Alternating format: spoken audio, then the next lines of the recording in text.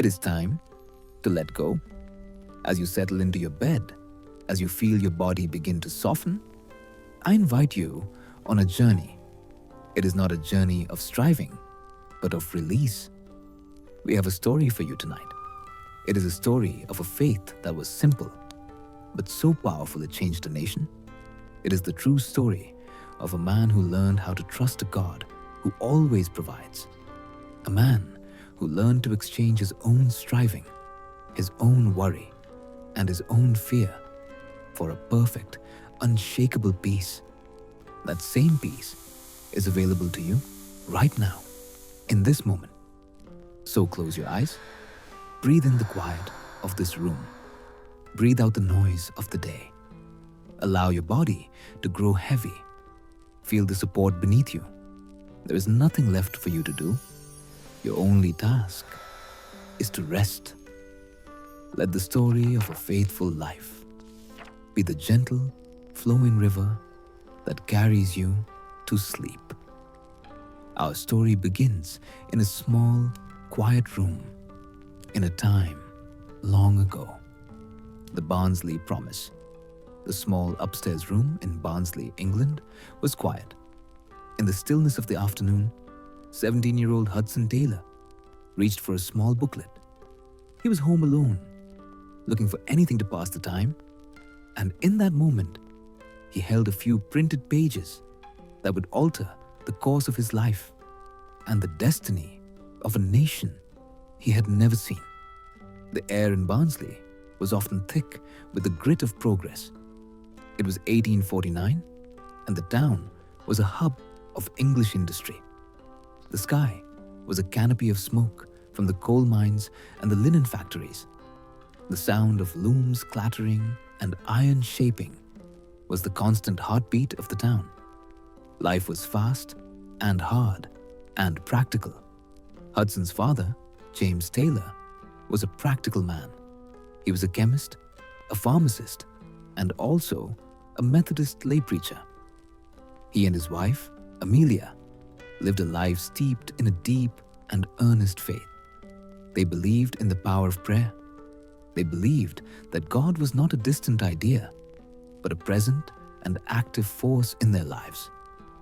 Before their first son, James Hudson, was even born, they had knelt together.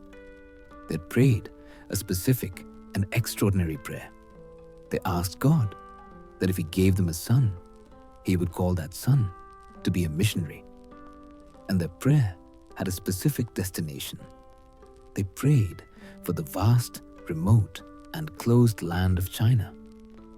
Hudson Taylor grew up in this house of prayer.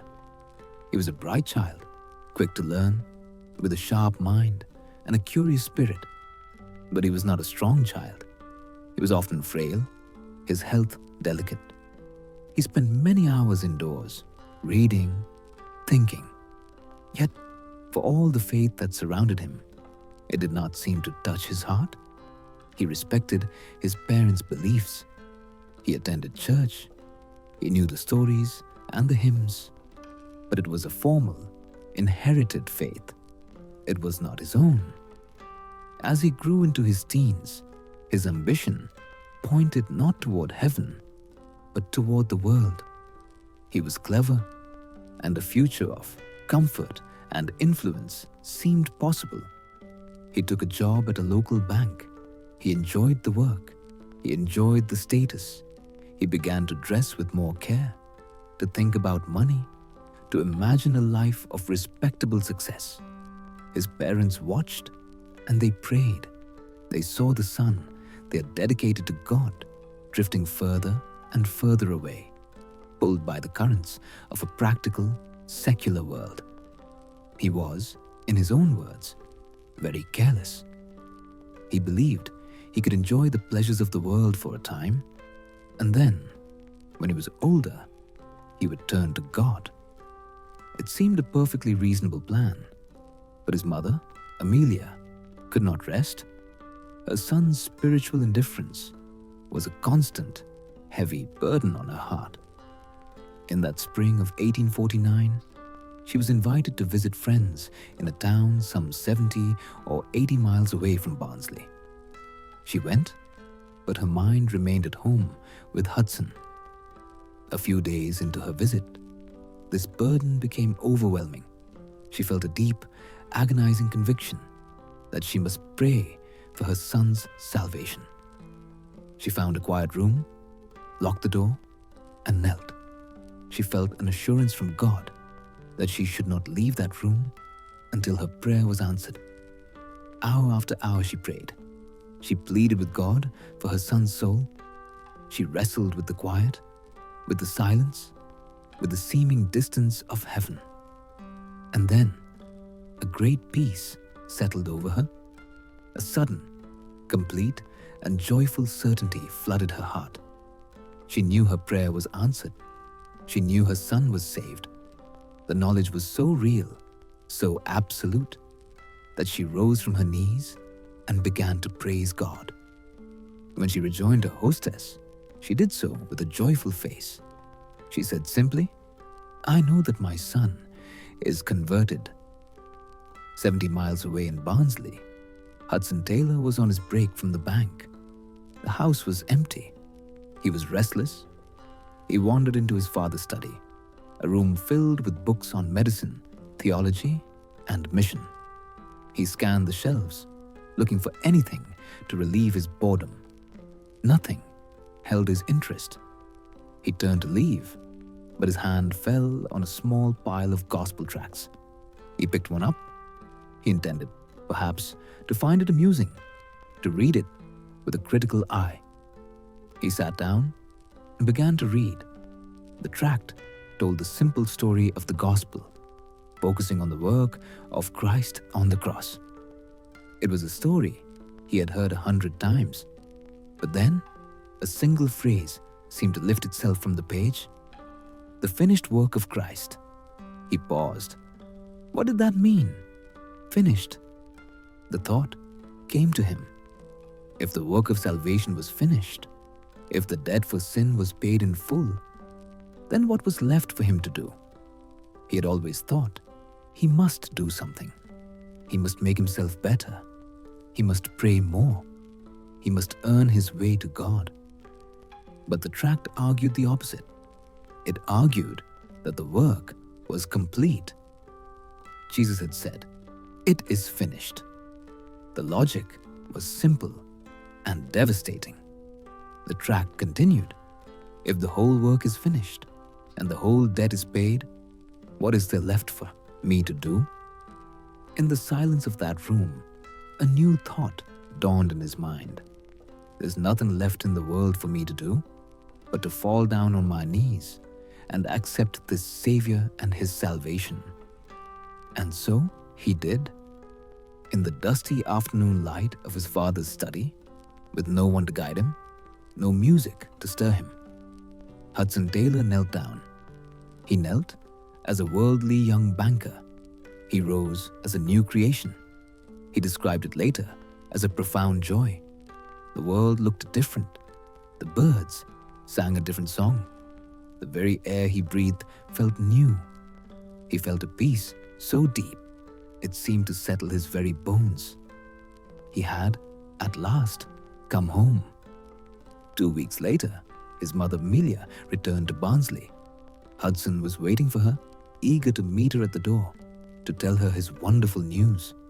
He ran to greet her, his face bright. He opened his mouth to speak, but she spoke first. She wrapped her arms around him, her own eyes shining with joy. "I know, my boy," she said. "I know. I have been rejoicing for 2 weeks." He was astonished. He asked her how she could possibly have known. She told him the story. She told him of the locked room, of the hours of prayer, of the sudden, unshakable assurance that came at the very same hour, on the very same day that he had knelt in his father's library. They stood in the hallway, mother and son, bound together by a miracle of prayer, a strange and glorious work of God that had crossed the miles between them. The joy of that day was real. The peace that settled in Hudson Taylor's heart was profound. But this new, vibrant faith was not given to him for his own comfort. It was not meant to be a quiet, private possession. It was a seed planted by a God who heard a prayer before he was even born. And that seed was about to be given a direction, a destination that would pull him toward the far side of the world. His preparation for that journey would not begin in a great university, but in a small, damp, coastal town. It would begin in Hull. The call in the mist. The coastal town of Hull was damp and grey, a place of hard work and rough edges. Hudson Taylor walked its poor streets not as a pharmacist's son, but as a doctor's apprentice. He was learning to trust God for every meal, every shilling, and every moment of his day. His conversion in the study had been a beginning. This new life in Hull was a place of training. He had left the bank. He had left the comforts of Barnsley. He moved to Kingston upon Hull to become a medical assistant to Dr. Robert Hardy. The decision was entirely practical. If he was to go to China, a land with immense physical suffering and a deep suspicion of foreign preachers, medical skill would be a key. It would be a way to serve, to open doors, to show the love of God in a language that needed no translation. He did not seek comfort in Hull. He sought the opposite. He found a small room for himself in a poor, working-class neighborhood called Drainside. The houses were small, the streets were narrow, and the smell of the river and the sea was everywhere. He intentionally limited his comforts. He ate the simplest food, often just oatmeal and rice. He was hardening his body, weaning himself from the small luxuries he had grown up with. He reasoned that if he could not endure small hardships in England, he would never survive the real deprivations of inland China. But his true training was not medical, it was spiritual. He had come to a profound decision. From that point forward, he would rely on God and God alone for his provision. He would never ask any human being for money. He would not even hint at his needs. He would tell his requests only to God in prayer. He saw this as a simple, logical test. If God was truly his father, and if God had truly called him to China, then God would surely provide for his daily needs. If God did not provide, then perhaps the call was just his own imagination. This new rule was tested almost immediately. His employer, Dr. Hardy, was a kind man, but he was also a busy one. He had agreed to pay Hudson a small salary, but the date for his first payment came and went. Dr. Hardy simply forgot. Hudson's small store of money dwindled. He paid his rent. He bought his simple food. Soon, he had nothing. He faced his first true test. Would he remind the doctor? It would be a polite, professional, and perfectly reasonable thing to do. But in his heart, Hudson felt it would be a failure of his new principle. It would be trusting in Dr. Hardy's memory, not in God's faithfulness. So, he waited and he prayed. His hunger grew. He had to trust that God would prompt the doctor's memory. Days passed. The situation became desperate. Finally, one afternoon, Hudson was in the surgery with Dr. Hardy. The doctor was seeing patients and Hudson was assisting. In the middle of their work, Dr. Hardy suddenly stopped. He looked at Hudson, a look of realization on his face. "Taylor," he said, "I have just remembered. I owe you your salary." He went to his desk, took out the money, and paid him in full. Hudson took the coins with a quiet, grateful heart. God had been on time. Not early, but on time. This small victory prepared him for a greater test. One cold evening, he was asked to visit a family in one of the poorest parts of the town. He walked through the dark, damp streets until he found the address. The room he entered was almost completely bare. There was no fire in the grate, though the air was bitter. There was no furniture, save for a small table and a pile of rags on the floor, where a woman lay, moaning.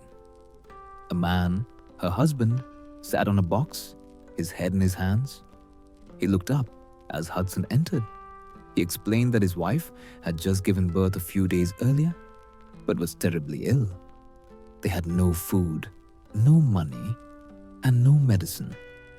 He had asked Hudson to come and pray with them, as it was the only thing left to do. Hudson's heart broke for them. He saw their desperate, hollow-eyed poverty. He did his best to examine the woman, but he knew her true sickness was starvation. He spoke words of comfort. He told them about Jesus, and then he knelt to pray. As he bowed his head, his hand went into his pocket. He felt his entire worldly wealth. It was a single coin, a half-crown. He'd planned to buy his own meager breakfast and dinner with that coin for the next day. As he knelt, he felt a powerful, undeniable prompting from God. "Give them your coin," he argued silently in his mind. "I cannot, Lord. It is all I have. What will I eat tomorrow?" He thought, "Perhaps I can give them some of it." But he had no smaller change. The prompting was not to give some. It was to give all. He struggled. He tried to pray aloud, but the words felt hollow and false. How could he speak to them of God's love and provision when he was withholding the very means of that provision that he held in his own hand? The hypocrisy silenced him. He stopped. He reached into his pocket, took the half-crown, and pressed it into the man's hand. He told them that God had provided and that they must use it for food and fuel. Then Hudson prayed, and this time the prayer was real. He felt a wave of joy wash over him. He left the small dark room with a heart lighter than it had been in days. He walked home through the cold, empty streets. He was now, technically, poorer than the family he'd just left. He had absolutely nothing, but he was, as he later said, joyful and poor.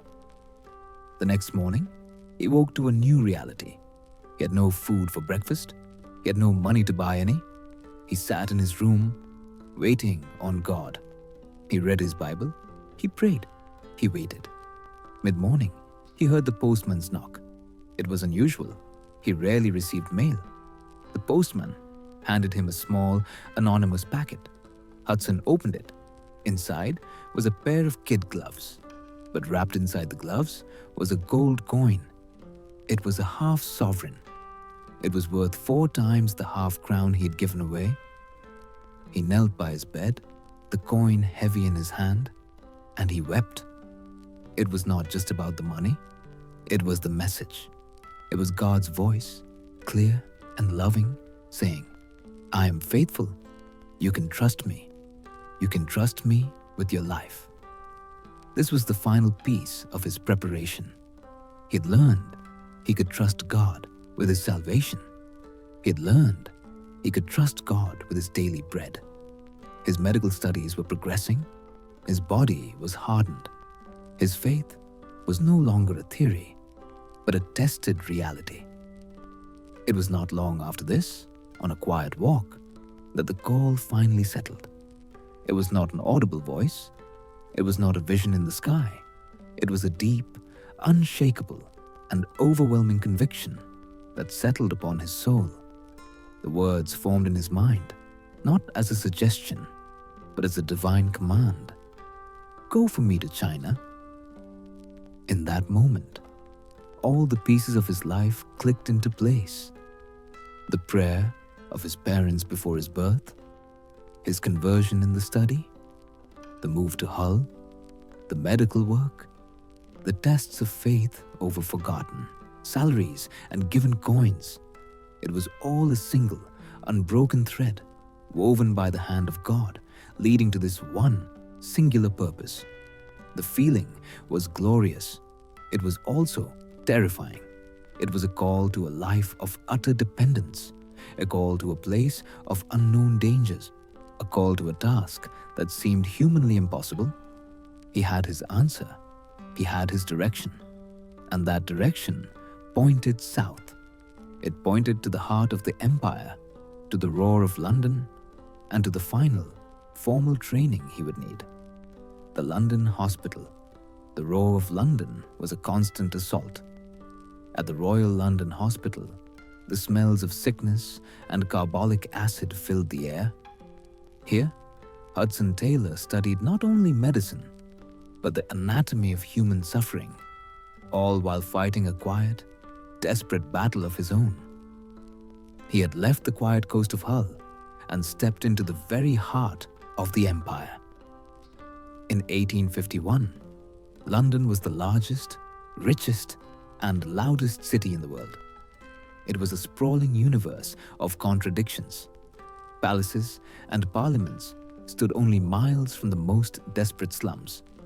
The air was thick with the smoke of a million coal fires.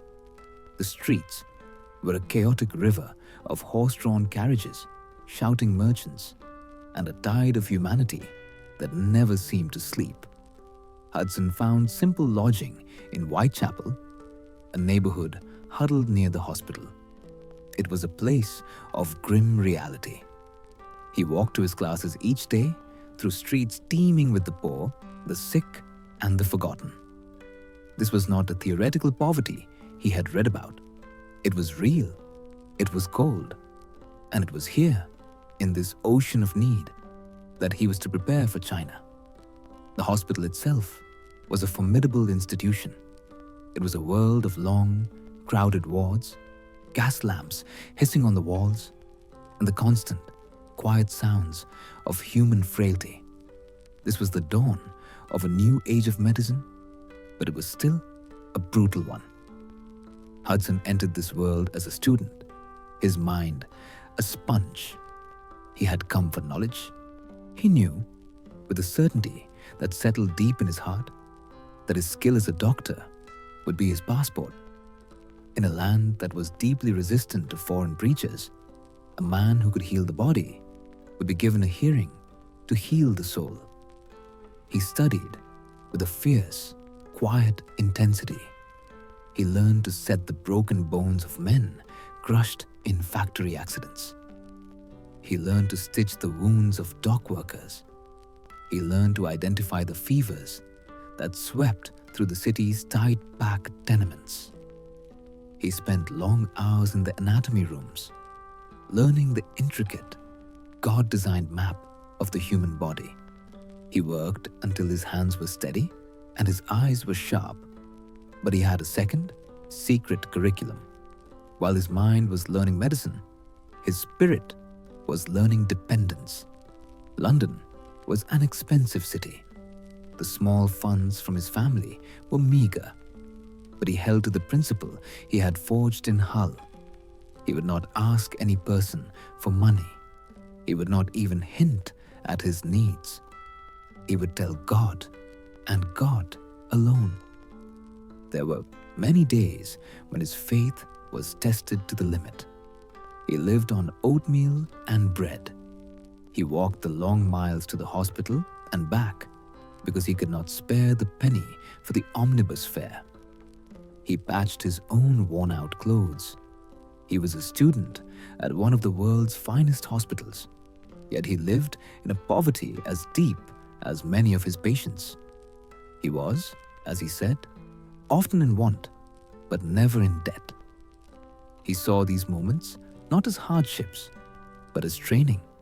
He was learning to live simply. He was learning to pray specifically.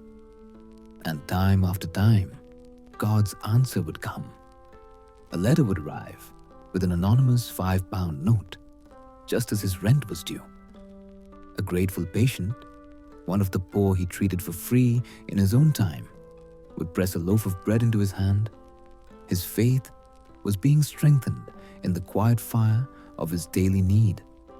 He was proving, day by day, that the God who called him was a God who provided. His endurance, however, was about to be tested in a far more serious way. The hospital was a dangerous place. Doctors and students worked in constant, close contact with virulent diseases. In the anatomy rooms, they worked with the dead. One afternoon, while performing a dissection, Hudson pricked his finger. It was a tiny wound, a simple scratch. In that moment, he thought nothing of it. But the body he was working on had been claimed by a severe, contagious fever. Within hours, Hudson felt a change. A deep, penetrating chill settled in his bones. An agonizing throb began in his hand and started to creep up his arm. By nightfall, he was in the grip of a violent fever. He knew the signs. He'd seen them in the wards. It was blood poisoning. In an age before antibiotics, it was a grave and serious risk. His friends and colleagues were deeply concerned for him. A senior doctor examined him, his face grave. There was nothing to be done but to wait and to pray. The fever came on, strong and consuming. He became delirious, his body burning, his mind lost in a fog of pain. He knew he was gravely ill, and in his few brief moments of clarity, the devastating thought arose: had his call to China been a mistake? Had God allowed him to come this far, only to let him fail? He was too sick to stay in his lodgings. He was sent back to Hull, a journey of utter surrender. He was weak, barely conscious, carried like a child. He returned to the home of Dr. Hardy, the place where his training had begun. It seemed now to be the place where his life might end. For days, he lay in a darkened room. He was too weak to read his Bible. He was too weak to even form a prayer. He could only be. He could only exist, a small, flickering flame. But God's plan was not finished. Slowly, almost imperceptibly, the fever began to recede. The terrible swelling in his arm lessened. The fog in his mind started to clear.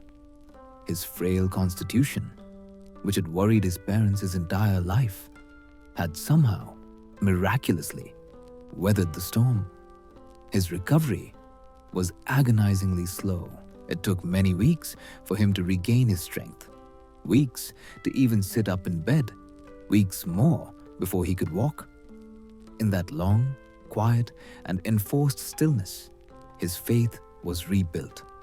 He saw his illness not as a failure, but as a final, crucial lesson. He had been so focused on doing. He was studying, working, preparing, striving. He was so busy going to China. God had stopped him. God had laid him flat. He was forced to be still and to learn, in a way he never could have in the busy hospital, that his life was not in his own hands. It was not his strength, his skill, or his determination that would get him to China. It was God's will, and God's will alone. He returned to London a different man. He was quieter, more patient. The frantic hurry was gone. He completed his courses in medicine and midwifery. His health was fragile, but his spirit was now unbreakable. He formally connected with a small organization that shared his heart, the Chinese Evangelization Society. They too operated on faith with limited funds. They agreed to support him. He was ready. He was medically trained. He was spiritually tested. He had learned dependence. He had learned patience. He waited, now, only for the signal to go. The news came in the summer of 1853. The society had found passage for him. A tea clipper, the Dumfries, was sailing for Shanghai. The news was a quiet current of purpose. But there was one problem. The ship was leaving in September.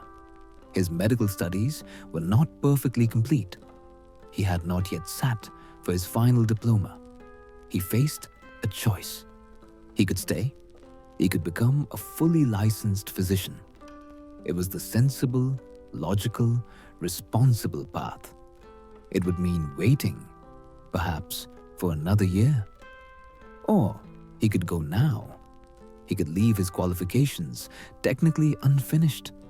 He could trust that the knowledge he had was enough, that God was enough.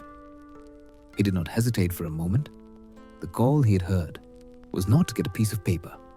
The call was to go to China. He booked his passage. He said his goodbyes to his family, a painful, tearful farewell. His frail body was still thin from the fever, but his spirit was resolute. The ship was waiting in Liverpool. The great, wide, and dangerous sea lay before him, and on that sea, his faith would be tested by wind and water and by a profound, unnerving stillness. The voyage of the Dumfries, the sails of the clipper ship, Dumfries unfurled against a grey Liverpool sky. It was September 19th, 1853. On the deck stood a thin, 21-year-old man, watching the coastline of England, his home, his past, dissolve into the ocean mist. The Dumfries was not a passenger ship. It was a merchant vessel, a clipper built for speed, designed to carry cargo, not people. Hudson Taylor was its only passenger. His cabin was small, a simple, confined space carved from the ship's working structure. For the next 5 months, this wooden room would be his home, his chapel, and his classroom. The journey ahead spanned more than 6,000 miles of open water. The ship left the choppy, familiar waters of the Irish Sea and turned south. Soon, the last shadow of land vanished. There was only the sea. The days fell into a rhythm, the rhythm of the ship, the steady creak of the timber as the vessel flexed, the constant, predictable snap of the canvas sails high above, the rushing, whispering sound of water being split by the hull. Hudson was profoundly alone. He was surrounded by a crew of rough, hardened sailors, men who lived by a different code, who spoke a different language of ropes and wind. They were kind enough in their own way, but he was separate. He was the young, frail preacher, a figure of quiet curiosity. This voyage was his first true test of waiting. In London, he'd waited for money, a test of hours and days. In Hull, he'd waited for a salary. Now, he waited for the horizon. He waited for a continent. His life was suspended, held in the balance between two worlds. The world he had left behind forever, and the world he'd not yet seen. He filled the empty hours with purpose. He spent long stretches of time in prayer, his small cabin becoming a sanctuary. He read his Bible, the words taking on a new weight in the vast, empty wilderness of the ocean. He studied the Chinese language from the books he'd brought, his voice sounding strange as he practiced the tones against the backdrop of the sea. When the weather was calm, he would walk the deck, feeling the salt spray on his face, breathing the clean, sharp air. He watched the endless roll of the waves. He saw the power of the ocean, a force so immense it defied comprehension. He felt the smallness of the ship, a speck of wood and canvas in the middle of an endless blue. And he felt the smallness of himself. He had no control. He was utterly dependent. He had to trust the ship to the captain, and the captain to the wind, and the wind to God. The ship sailed south, leaving the cold Atlantic behind. It crossed the equator, entering a region the sailors spoke of with dread. They called it the doldrums. The name was a perfect description of the slow dawning trial they were about to face. The air grew heavy, hot, and humid. The wind, which had been their constant, powerful companion, began to fade. The strong breeze softened to a whisper. Then, the whisper died. The great sails, once full and round with power, now hung limp and heavy from the masts. The ship's forward motion slowed, and then it stopped. They were becalmed. The ocean, which had been so alive and full of motion, became a flat, glassy mirror reflecting the merciless, white-hot sun. The ship did not move. It sat, a painted ship, upon a painted ocean. A day passed, then two. The silence was heavy, broken only by the lazy lap of water against the hull and the groaning of the rigging as the ship rocked gently on the lifeless swell. Days turned into a week. A week threatened to become two. The crew, once so busy, grew restless and sullen. They mended ropes they had already mended. They polished brass that was already clean. They watched the horizon, but the horizon never changed. The captain, a capable, God-fearing man, grew anxious. His face was a map of worry. They were stuck.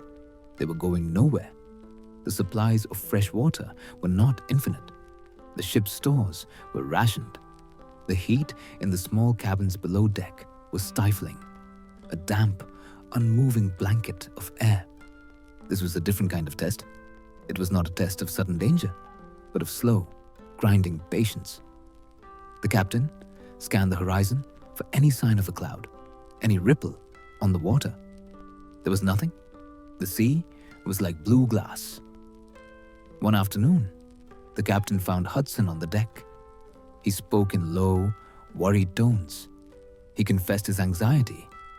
They were drifting at the mercy of a current they could not control, burning through their precious water. Hudson listened. He had been praying. He had been reading the stories in his Bible, stories of a God who commands the wind and the waves. He turned to the captain. "I believe I have a suggestion," he said, his voice calm and clear. "Let us pray. Let us go to your cabin and ask God to send us a wind." The captain was a good man, but he was also a practical sailor. He looked at the flat, dead sea. He looked at the empty, cloudless sky. "Pray," he said. "It is impossible. The air is like glass. There's no sign of wind for hundreds of miles." Hudson persisted gently. "Nevertheless," he said, "let us go to your cabin and pray." The captain, perhaps seeing no other option, or perhaps moved by the young man's simple certainty, agreed. "Very well," he sighed. They went below to the captain's small quarters. The two men knelt. Hudson began to pray. He prayed with the simple directness of a child. He spoke to God as if he were in the cabin with them. He thanked God for their safety so far. And then he asked, plainly, for a wind. He asked God to show his power, to release them from this stillness, to send them on their way. When they finished, Hudson felt a quiet, settled assurance. He stood up. "The wind is coming," he said. He urged the captain to go on deck and prepare the sails, to have the men ready to catch the breeze. The captain, in a state of disbelief, but perhaps unnerved by Hudson's confidence, walked up the stairs to the deck. He stepped out into the blinding sunlight. He looked out. Nothing. The sea was as still as before. He turned, perhaps to challenge the young missionary's faith, but as he turned, he heard a sound. It was a faint flapping, high above him. A corner of the smallest, highest sail, the sky sail, had fluttered just once. He looked up. A light, impossible breeze was touching the very top of the highest mast. "Look!" the sailors began to shout. A dark line was appearing on the horizon, miles away. The water was rippling. The wind had come. Within minutes, the air was moving. The sails began to fill, one by one. The ship gave a gentle lurch and then began to move, The sound of rushing water against the hull returned. The crew, who had watched the prayer meeting with cynical eyes, were now bustling with activity, their shouts full of life. The ship was alive again. The captain stood by the helm, and he looked at Hudson Taylor with a new and profound respect. The young man had not just hoped for a wind. He had spoken to the one who makes it. The journey continued. They sailed south around the Cape of Good Hope and into the vast, wild expanse of the Indian Ocean. This was an ordeal of 150 days. The monotony was broken only by the changing weather. Storms rose and fell. The ship was tossed, its timbers groaning. Hudson, never a strong sailor, was often sick, but his spirit was learning. After months, they finally entered the waters of the Pacific. They were navigating the complex, dangerous islands of Indonesia, heading for the coast of China. They were near New Guinea. The voyage was almost over. The captain was cautious. This was a place of treacherous, unseen reefs. The sky began to change. The air turned a strange, yellowish gray. The sea grew dark, the waves choppy. The barometer plummeted. A typhoon was upon them. It arrived with a deep and growing power. The wind did not just blow, it roared. It came with the sound of 1,000 voices. The ship was a helpless toy. The crew fought to reef the sails, but the wind tore the canvas from their hands. With a sound like tearing thunder, the mainmast cracked. Sails were ripped from their rigging and shredded into flying ribbons. The ship was dismasted, driven by the monstrous waves. The sea rose up in great green-black mountains, the crests churning with white foam. The waves crashed over the deck, sweeping away anything not lashed down. This continued for hours. The crew was exhausted and terrified. Then, the captain himself appeared at Hudson's cabin door. His face was pale.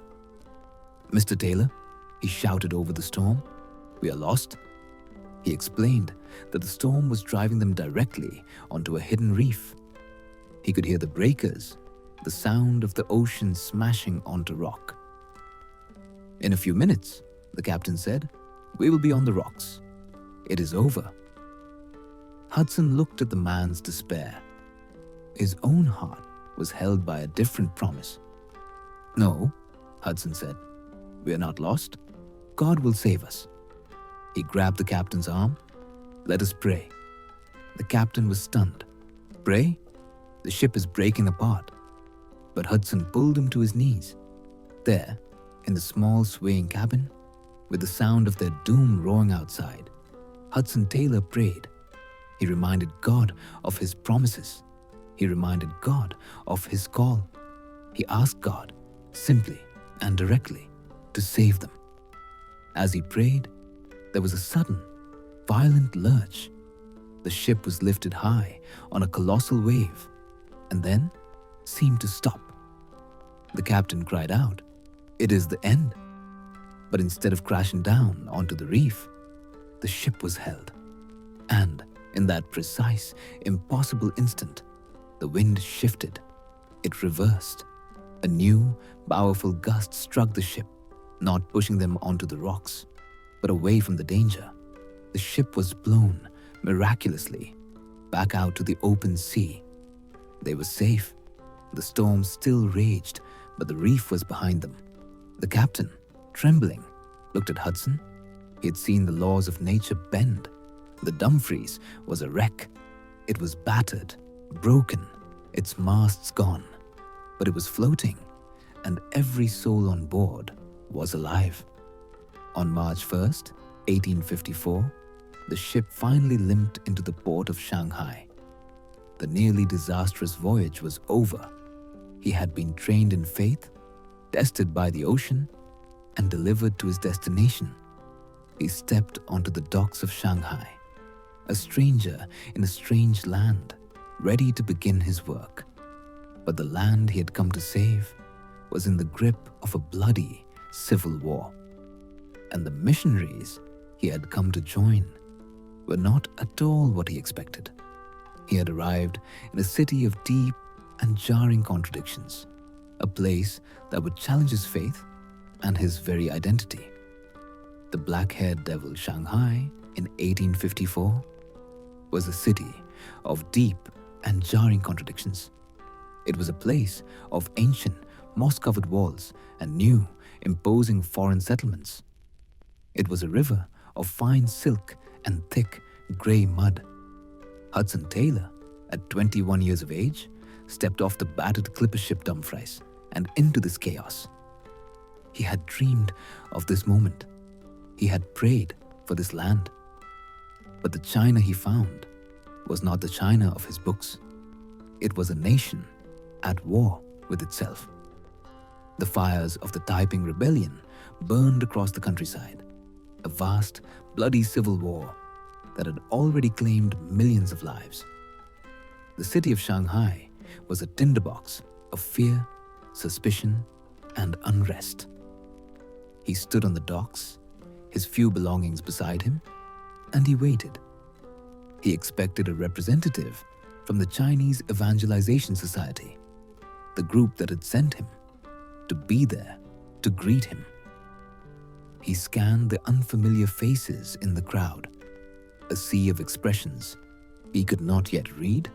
No familiar European face appeared. No one came. The hours passed. The sun began to dip toward the horizon, casting long shadows over the bustling, noisy waterfront. The realization dawned on him, cold and heavy. He was utterly alone. He knew no one. He had no contacts.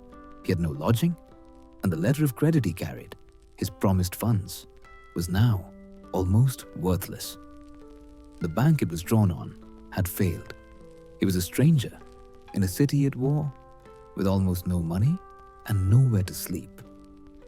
His first night in China was spent in the home of a stranger, a merchant who took pity on him. Eventually, he found his way to the established missionary community. He was taken in by Dr. Walter Medhurst, an older, respected missionary of the London Missionary Society.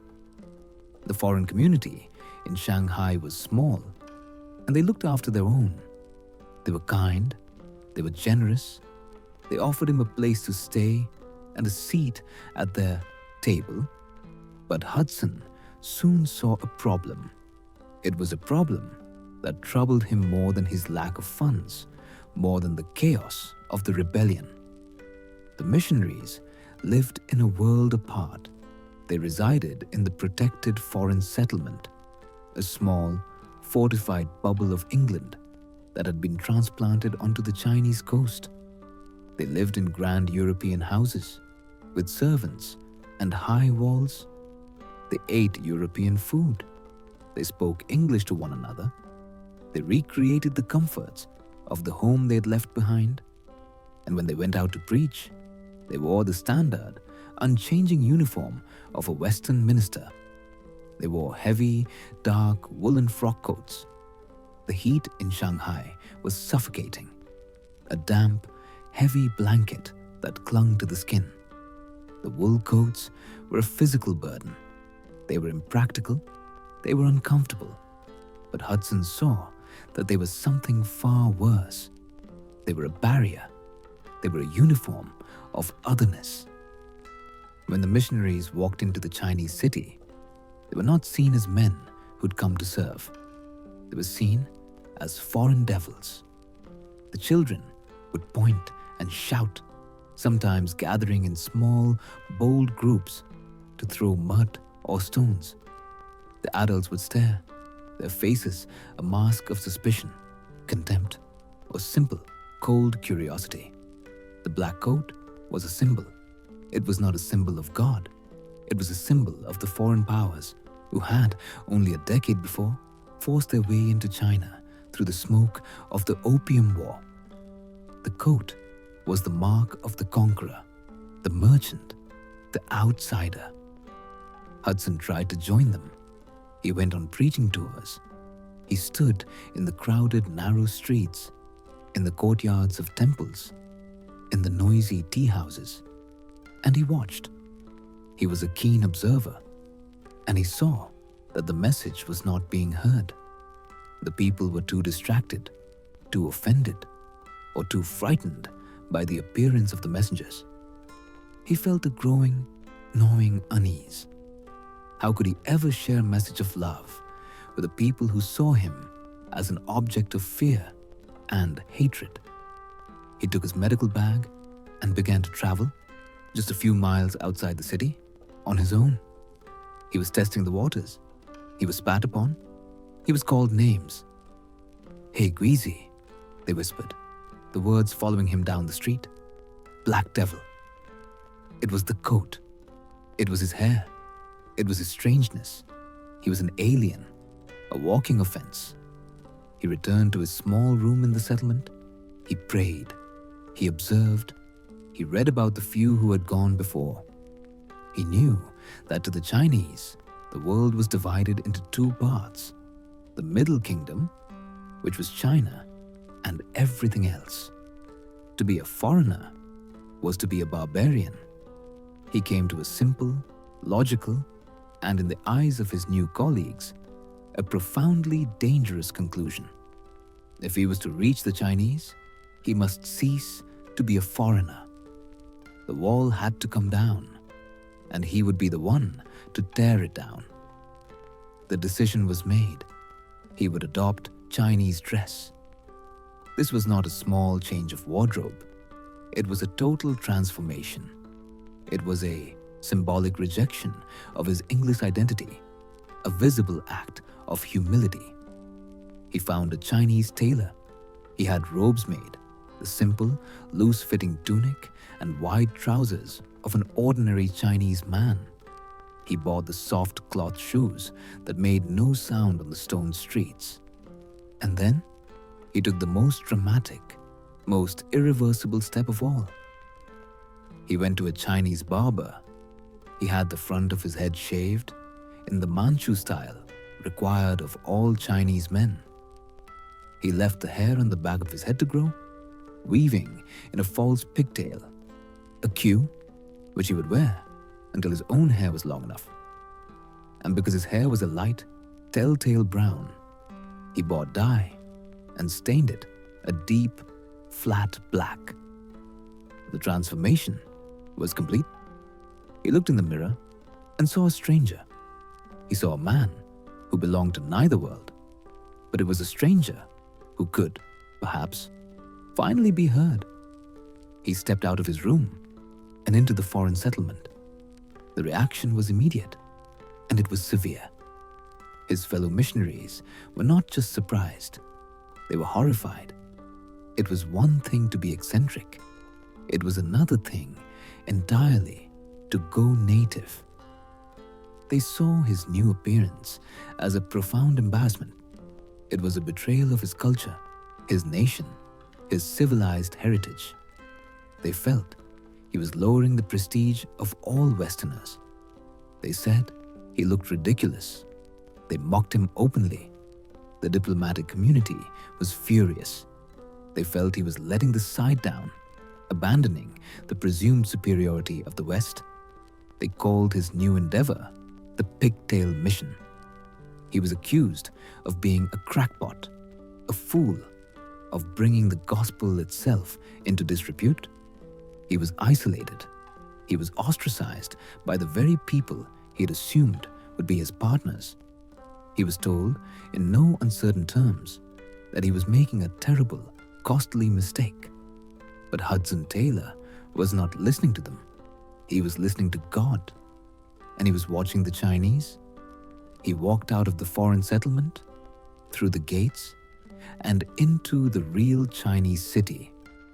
The reaction here was just as immediate, but it was completely different. The pointing and the hostile shouting stopped. The whispers of "Black Devil" faded. Instead, there was a new sound. It was the sound of laughter. They laughed. They thought he looked strange, a European with a pale face and a clumsy pigtail. But it was not the laughter of fear or hatred. It was the laughter of pure curiosity. He was no longer a threat. He was just an oddity. But he was an oddity who was trying. He had humbled himself. He had laid down his foreign pride. He had chosen to look like them. And because he was no longer a black devil, he was no longer an enemy.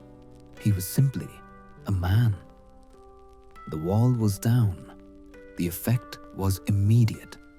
He was able to rent a small house, not in the settlement, but on a busy street among the Chinese people. He began his medical work in earnest, and he traveled. He loaded a wheelbarrow with medicines and books and pushed it himself into the interior, away from the protection of the treaty ports. The doors opened. He would walk into a village. The people would gather. They would be curious about his strange features, but not his clothes. He would sit in a tea house, and the men, instead of moving away, would sit with him. They would feel the fabric of his robe. They would touch his pigtail. They would ask him, "You are wearing our clothes. Why?" And he would have his opening. He could tell them. His pigtail was a passport. His Chinese robe was a key. It was a visible symbol of humility. It declared to the people, "I am not here to conquer you. I'm not here to change your culture. I'm here to live among you and to share a story of a God who loves you." His medical skill earned their respect, but his Chinese dress earned their trust. He was able to sit with them, eat their food, and speak to them, not at them, but with them. He had found his method. It was a method of incarnation.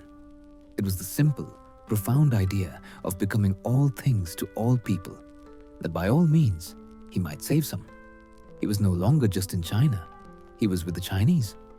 This new, radical freedom led him south to the city of Ningbo. He was searching for a new base, a new home, and a new community, unaware that he was about to meet the person who would define his life, his ministry, and his heart. For in the mission compound at Ningbo, there was a young woman who did not find his Chinese dress strange at all. Maria. In the mission compound at Ningbo, there was a young woman who did not find Hudson Taylor's Chinese dress strange at all. Her name was Maria Dyer, and she, unlike Hudson, had not come to China. She had, in many ways, come home. Ningbo was another port city, south of Shanghai, but it felt more settled. The mission community here was older, more established. At its heart was a school for girls, a beacon of hope and education in a land that rarely offered such things to women. The school was run by Miss Mary Ann Aldersey, a pioneering missionary in her own right. She was a woman of formidable will and deep traditional conviction. And among her staff was Maria Dyer. Maria was not a newcomer. She had been born into the mission field. Her father and mother, the Reverend Samuel and Eliza Dyer, had been pioneer missionaries to the Chinese in Penang. They had poured out their lives for this work. Both had died young, leaving Maria and her sister orphans. They were raised within the small, close-knit world of the mission, and China was the only home she had ever truly known.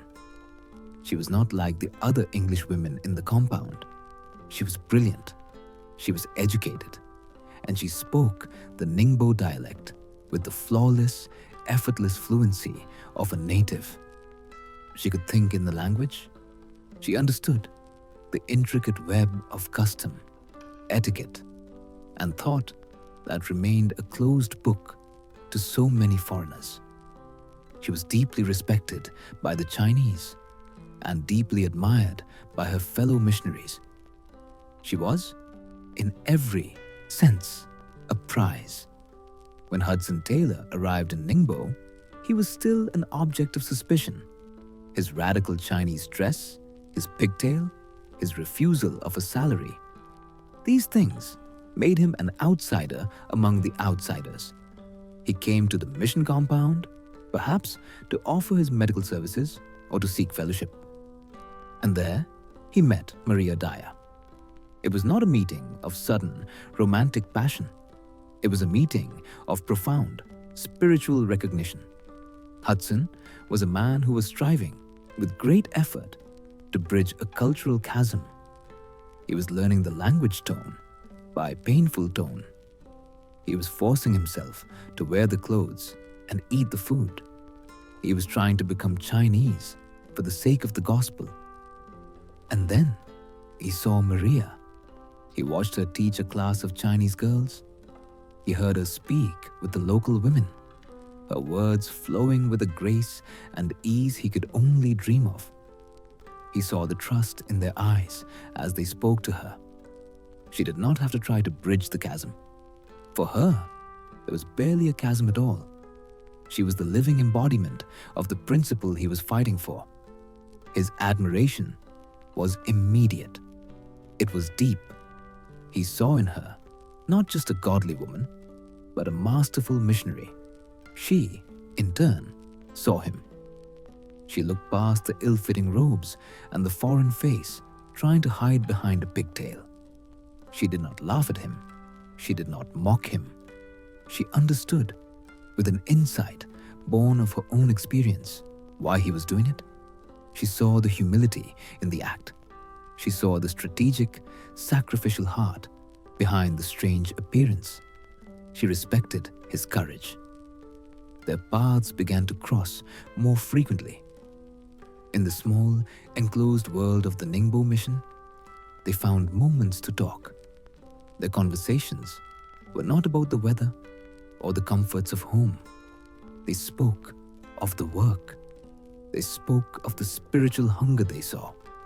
And they spoke of the great, sleeping giant that lay just beyond the horizon of the treaty ports, inland China. Hudson spoke of his burden, the vision God had given him for the unreached provinces, the millions who had never heard the name of Jesus. Maria listened, and she understood. She did not call him a radical or a dreamer. She shared his burden. Her own heart ached for the same people. In these quiet, shared conversations, a new, deep, and logical love was born. It was love built not on fleeting glances, but on a shared vision. It was a partnership of the soul.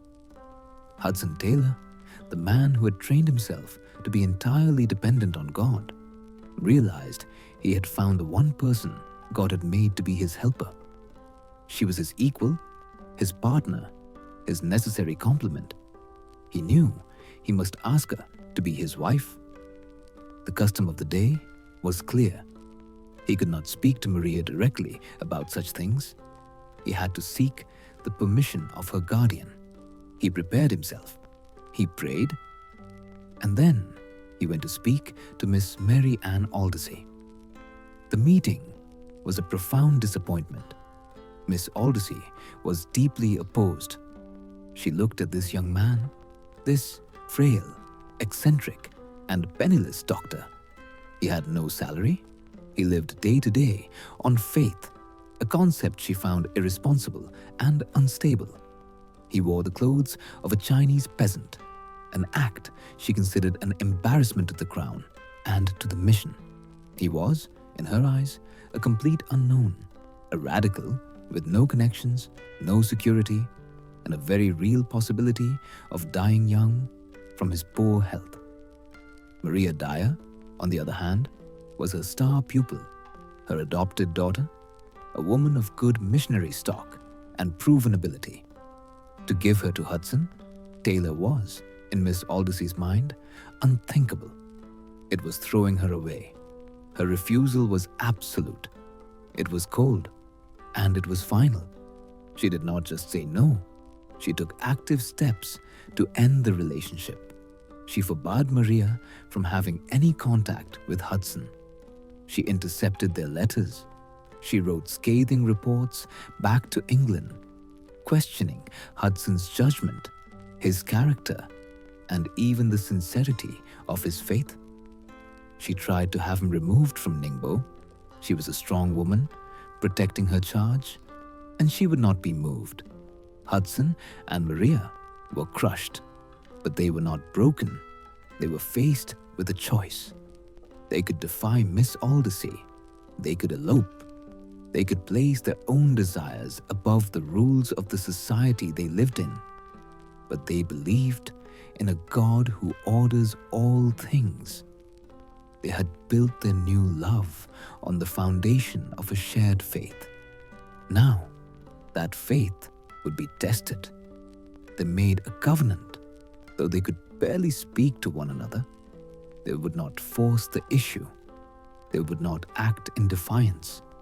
They would take their request to the highest authority. They would pray. They would trust that if their union was truly God's will, God Himself would change Miss Aldersey's heart. And so began a long, painful, and quiet season of waiting. It was, perhaps, the hardest test of faith Hudson had yet endured. It was harder than the doldrums on the Dumfries. It was harder than the fever in London. He was in the same small city as the woman he loved, but she was kept from him. He would see her at a distance, in church or in the street, and they could not speak. He poured his energy into his work. He traveled into the countryside, preaching, healing, trusting God for his daily bread. And every day, he trusted God for Maria. Maria, in her turn, remained in the school. She was a model of quiet, respectful obedience to Miss Aldersey, but her heart was firm. She would not marry Hudson without permission. But she would also, she quietly declared, never marry anyone else. Months passed. The situation seemed impossible. Miss Aldersey's heart, if anything, had grown harder. But God was at work, far away.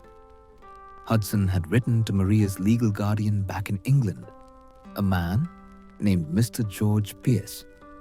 He had laid out his case, his finances, his calling, and his love for Maria. And he had written to his own friends and mentors, including the great man of faith, George Muller.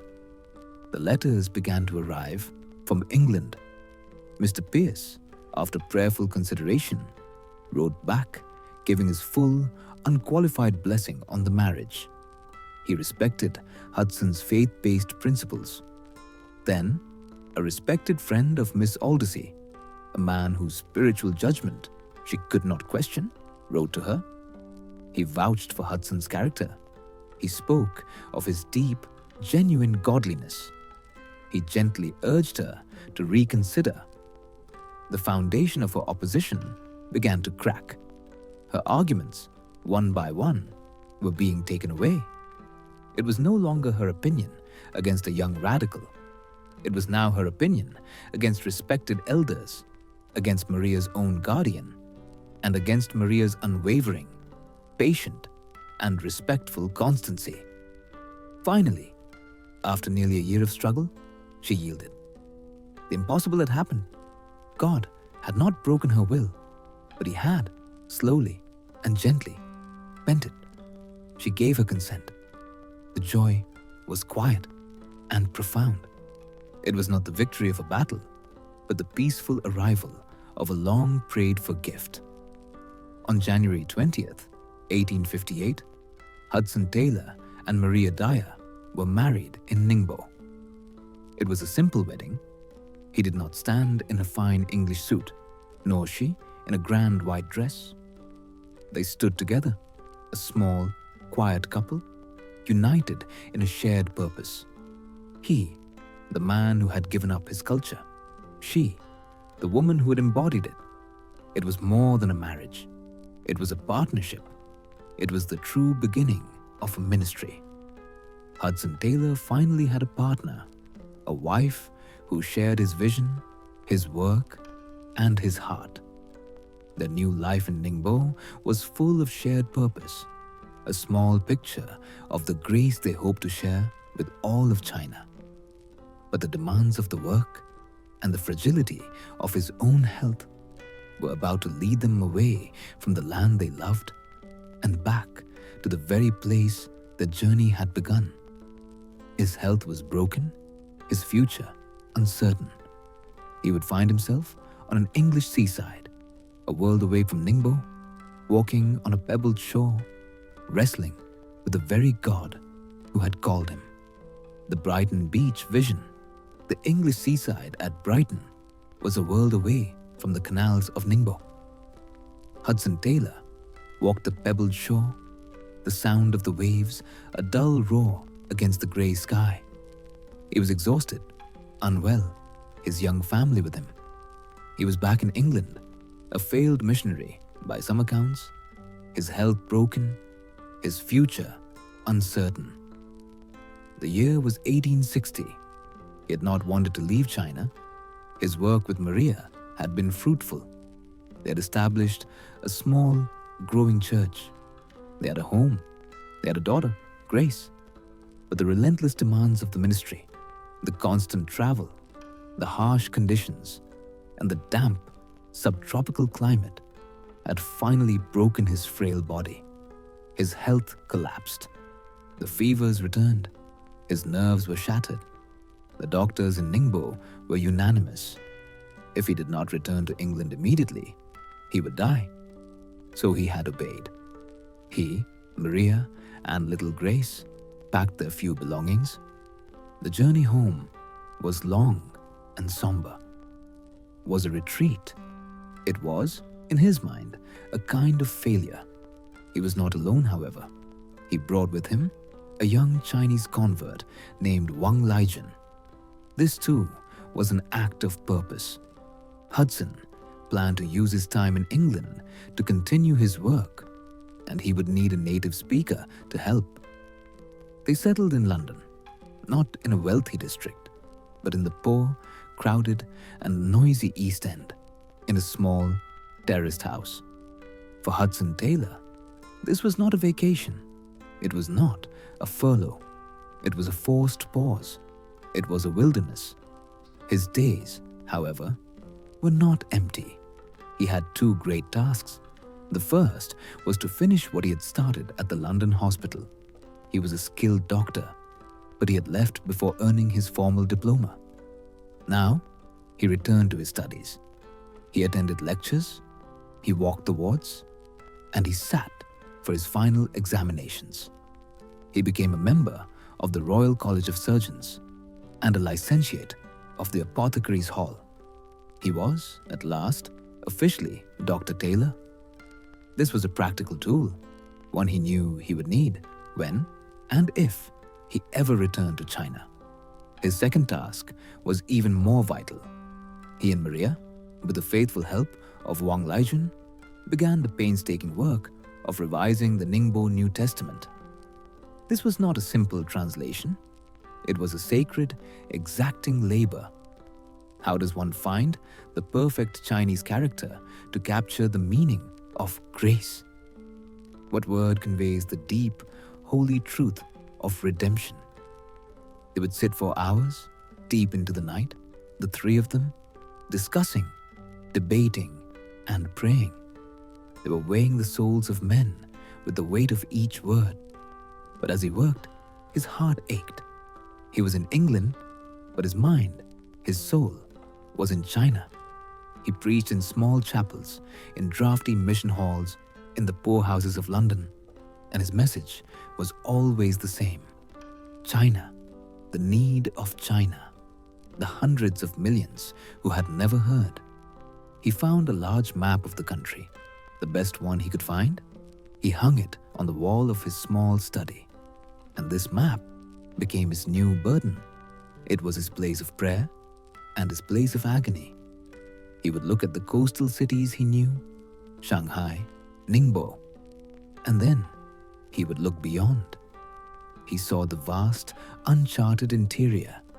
He began to research. He read the reports of the few explorers who had traveled there. He marked the great provinces, Shaanxi, Shanxi, Henan, Gansu, 11 massive provinces in inland China, plus the vast territories of Mongolia and Tibet. And as he researched, a terrible, crushing fact settled upon him. In all that vast expanse, with a population he could only estimate in the hundreds of millions, there was not one single resident Protestant missionary. The map, he later wrote, became a heavy weight. He would look at it, at the names of cities he could not pronounce, at the great rivers winding through empty spaces, and he would see faces. He saw the faces of the sick he had treated, of the crowds who had listened, curious, and he saw millions more who would never have the chance. He wrote to a friend, "I cannot bear to look at it. The need is too great." He felt a personal, crushing responsibility. He was a man of action. He began to plead.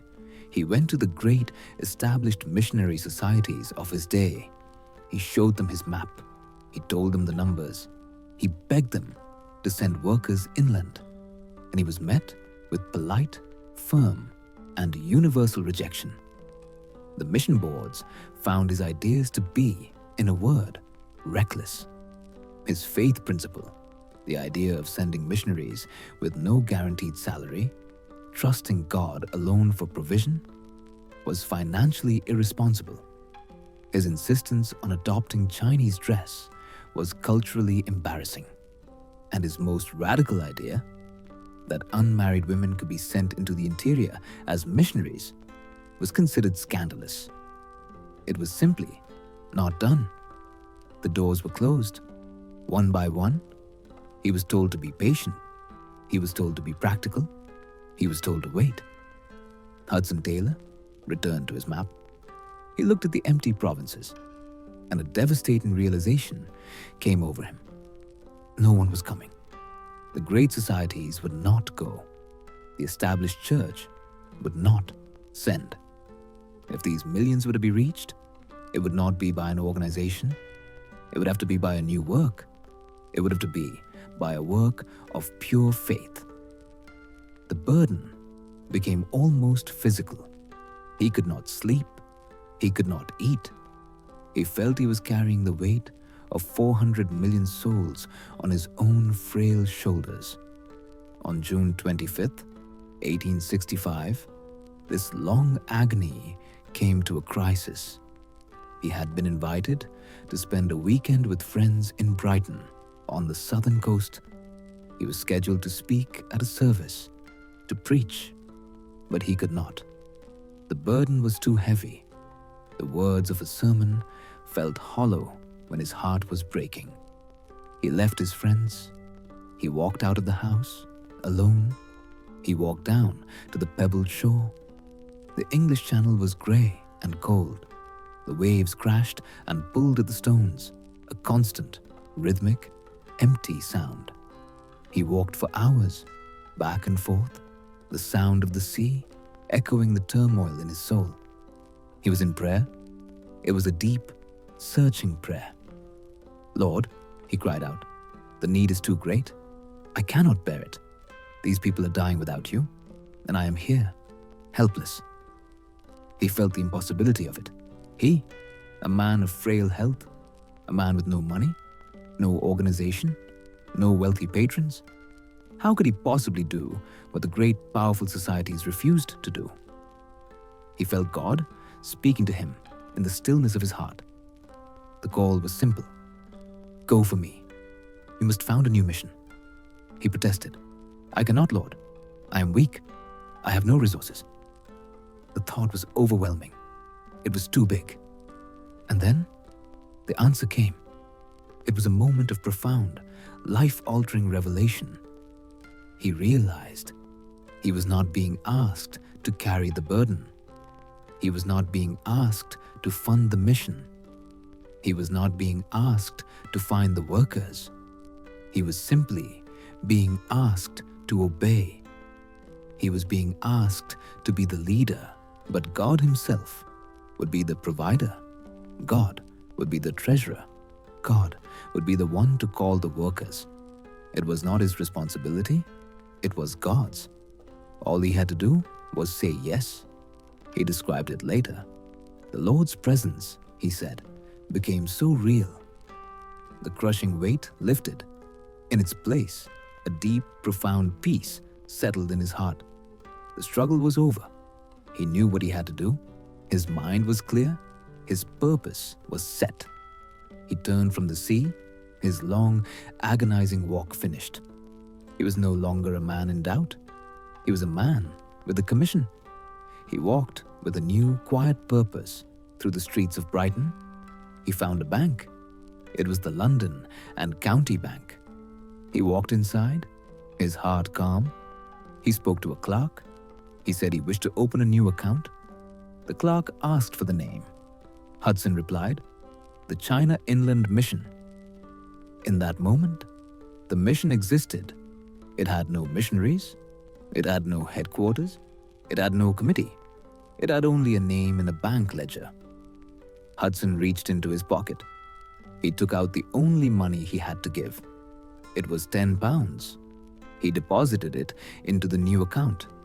He walked out of the bank and back into the seaside air. The sky had not changed. The sea still roared. But everything was different. He had, by an act of simple, desperate faith, created an organization. Now, he had to trust God to fill it. He had to trust God for the workers and for the ship that would carry them. And soon, that ship, the Lammermuir, sat low in the water, its cargo precious. The Lammermuir party, the tea clipper. Lammermuir sat low in the water at the London docks, its cargo precious. It held not just tea or silk, but 16 missionaries, Hudson, Maria, and their 4 young children. They were a happy family, as Hudson called them, bound for the interior of a land that did not want them. The vision on Brighton Beach had become a reality. The China Inland Mission, born in a moment of prayer and funded with a single £10 note, was now a living, breathing entity. In the months that followed, Hudson Taylor had worked tirelessly. He wrote a small book, a quiet, powerful appeal titled China's Spiritual Need and Claims. It was not a book of high adventure. It was a book of simple, crushing facts. It laid out the map of inland China. It counted the unreached millions. It was a polite, devastating charge to the conscience of the church. And then he prayed. He did not advertise for workers. He did not solicit for funds. He and Maria knelt in their small London home and asked God to call the laborers. The principles of this new mission were simple, and to the established world, they were profoundly radical. First, there would be no guaranteed salaries. Missionaries would trust God alone for their provision. Second, the mission would never go into debt. It would spend only the money it had in hand. Third, the mission would never solicit for funds. Its needs would be made known only to God. Fourth, it would be interdenominational. It would not be a mission of one church, but of all who felt the call. And finally, the most visible, most controversial principle. Its missionaries would adopt Chinese dress. They would not be foreign conquerors. They would be humble servants living among the people. God answered their prayers. The workers came. They did not come from the lecture halls of Oxford or Cambridge. They were not ordained ministers or wealthy scholars. They were ordinary people, a collection of souls the world would have overlooked. There was a carpenter, there was a blacksmith, there was a mason, there were governesses and women of simple, sturdy faith. One of these was a young woman named Jenny Faulding. She was a friend of Maria's, bright, capable, and filled with a quiet, resolute calling. She, like the others, was willing to leave everything, security, comfort, and the approval of the world, to follow this strange call? On May 26th, 1866, the small group gathered at the East India Docks. It was a scene of quiet, tearful farewells. There were 16 new missionaries in total. And there was the Taylor family, Hudson, Maria, and their 4 small children, Grace, Herbert, Frederick, and Samuel. They were a complete family, stepping off the solid ground of England onto a ship bound for the unknown. They were the Lammermuir party. The Lammermuir was a new ship, a fine tea clipper built for speed. A journey to China on such a vessel should have been swift, perhaps only 4 months. They set sail. The first weeks were calm. They settled into the routine of the ship. They studied the Chinese language together. They held prayer meetings on the deck, their voices carried away by the wind. They were a small, self-contained community, full of hope, floating between 2 worlds. But this journey, like Hudson's first, was to be a time of testing. The ship was not just a conveyance, it was a crucible. As they entered the South China Sea, the sky began to change. The air grew heavy, thick, and a strange, sickly yellow. The barometer dropped. The captain, a seasoned sailor, knew the signs. A typhoon was coming. The storm did not arrive gently. It approached with the force of a solid wall. The wind did not just howl, it roared, a deep and constant sound. The sea, moments before, had been calm. Now it was a churning, white chaos. The Lammermuir, built for speed, not for battle, was tossed like a piece of wood. Massive, green-black waves rose up like mountains, their crests tearing off in streaks of foam. The waves crashed over the deck, sweeping it clean. The ship shuddered, its timbers groaning as if they would split apart. The missionaries huddled below deck in the darkness. The sound of the storm, a deep, unending roar. They were all desperately seasick, but their physical misery was eclipsed by their concern.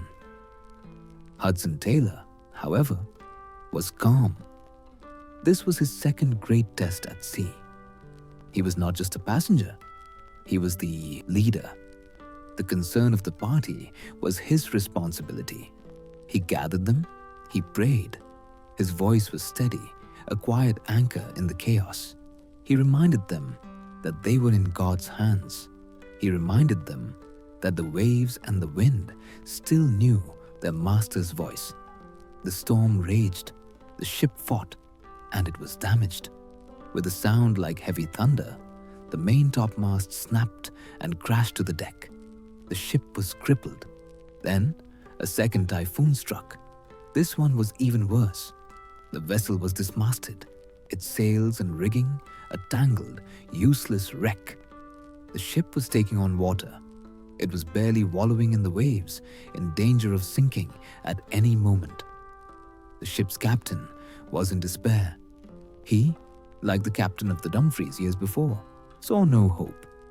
But Hudson did not despair. He organized the men. They were not just missionaries. They were a carpenter, a blacksmith, a mason. They had practical skills. Hudson led them onto the treacherous, water-swept deck. They worked alongside the exhausted sailors, cutting away the wreckage, trying to patch the leaks, to steady the ship. They were fighting for their lives, but they were held. For days, they limped. The storm had passed, but they were a broken vessel in the middle of a vast ocean. They were 1,000 miles from the nearest port. They were in constant danger. And in that shared danger, in that shared work, in those shared, desperate prayers, the Lammermuir party was forged.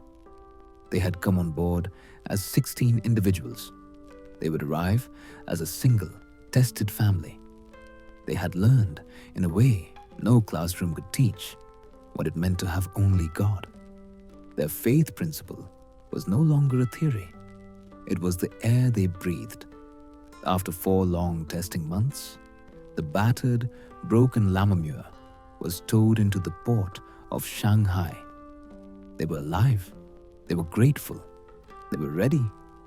The foreign community in Shanghai was not.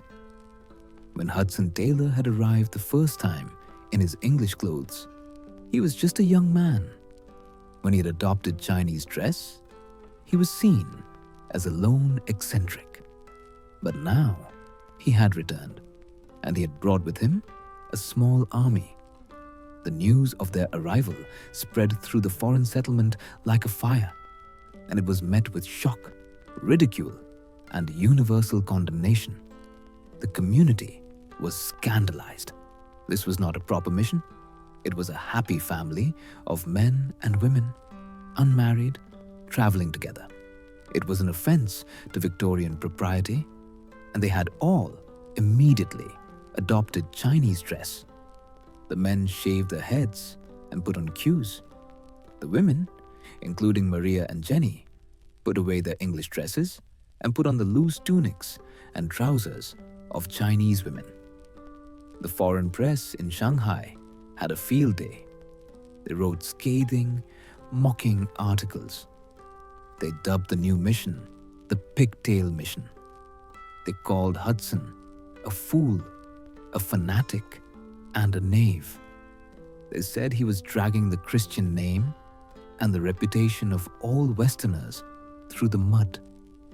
It was one thing for a barbarian Chinese to wear a pigtail. It was quite another for a civilized Englishman to do so. It was an act of profound cultural betrayal. The established missionaries shunned them. They were seen as a dangerous cult.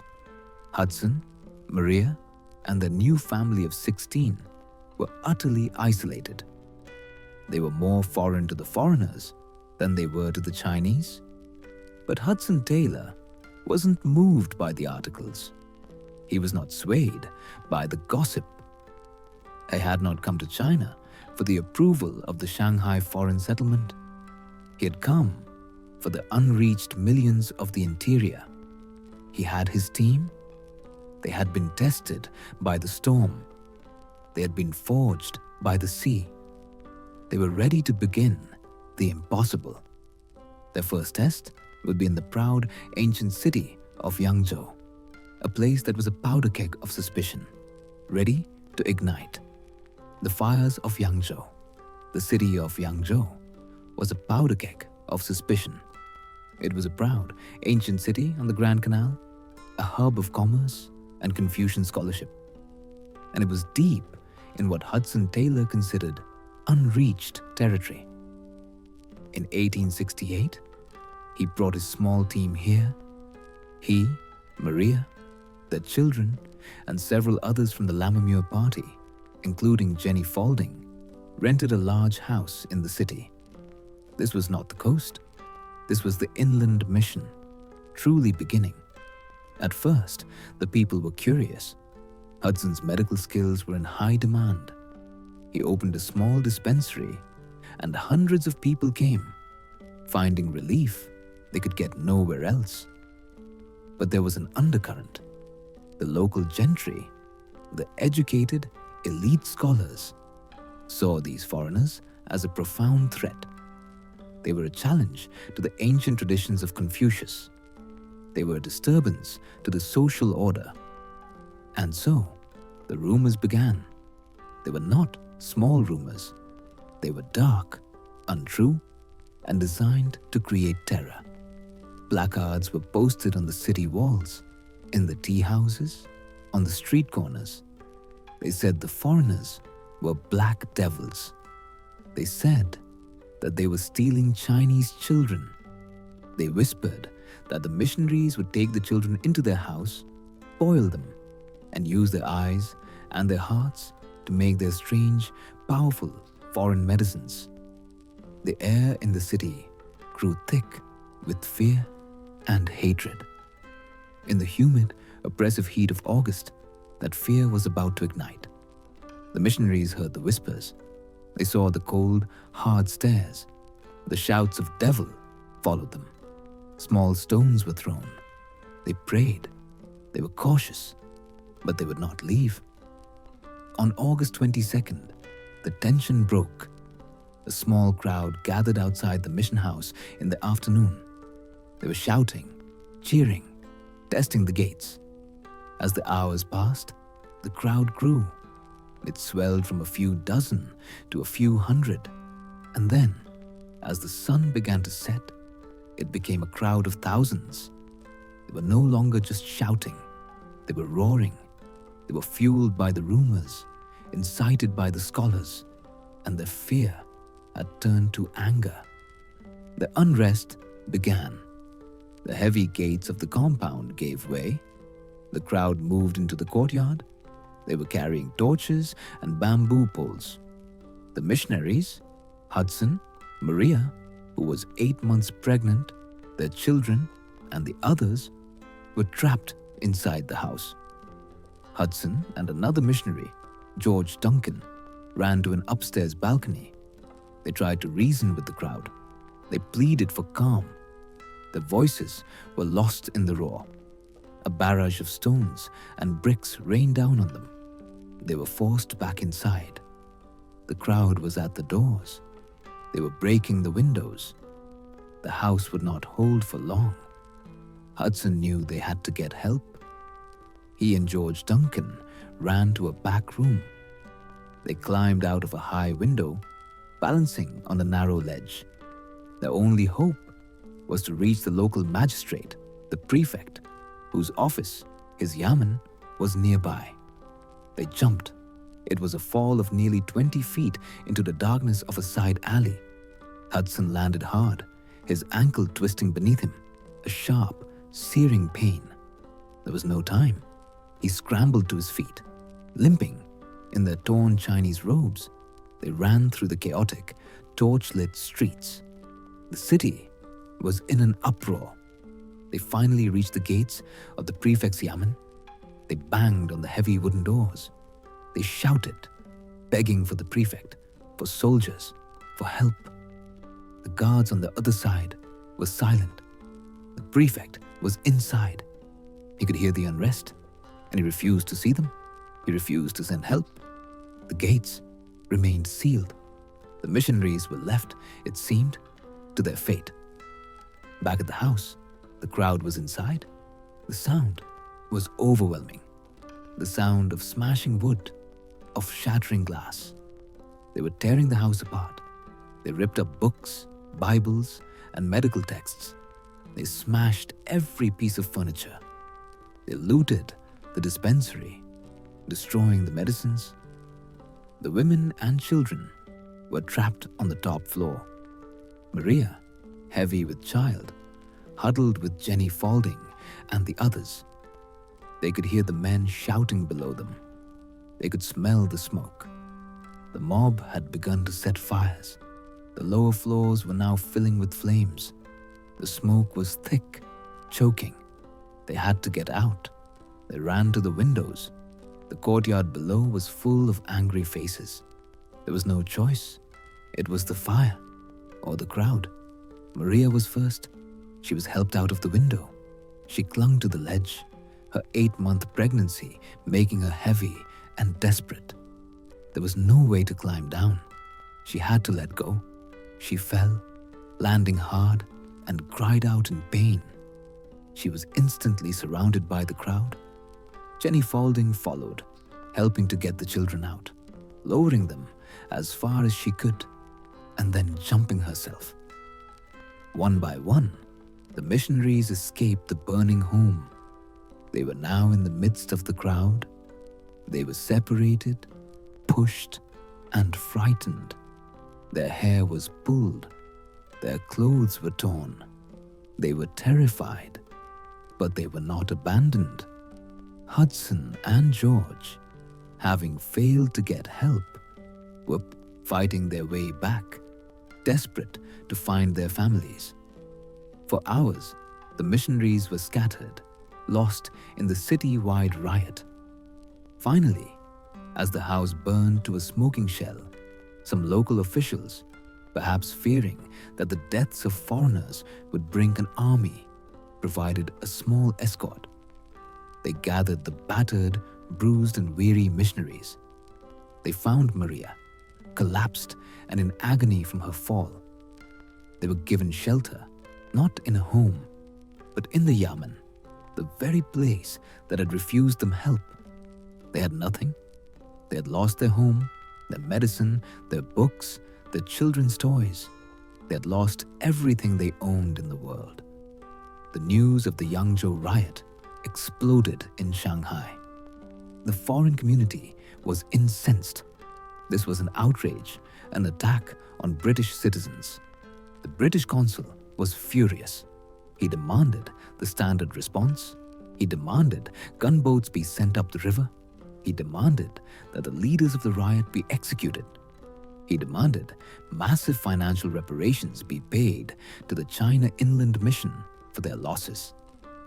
This was the iron fist of empire, the only language, they believed, that would be understood. And Hudson Taylor, his wife lying in a critical condition, his family homeless, his mission in ruins, said no. He refused. He calmly, but with unshakable resolve, refused all of it. He wrote to the British authorities. He pleaded with them not to retaliate. He asked for no military action. He asked for no financial compensation.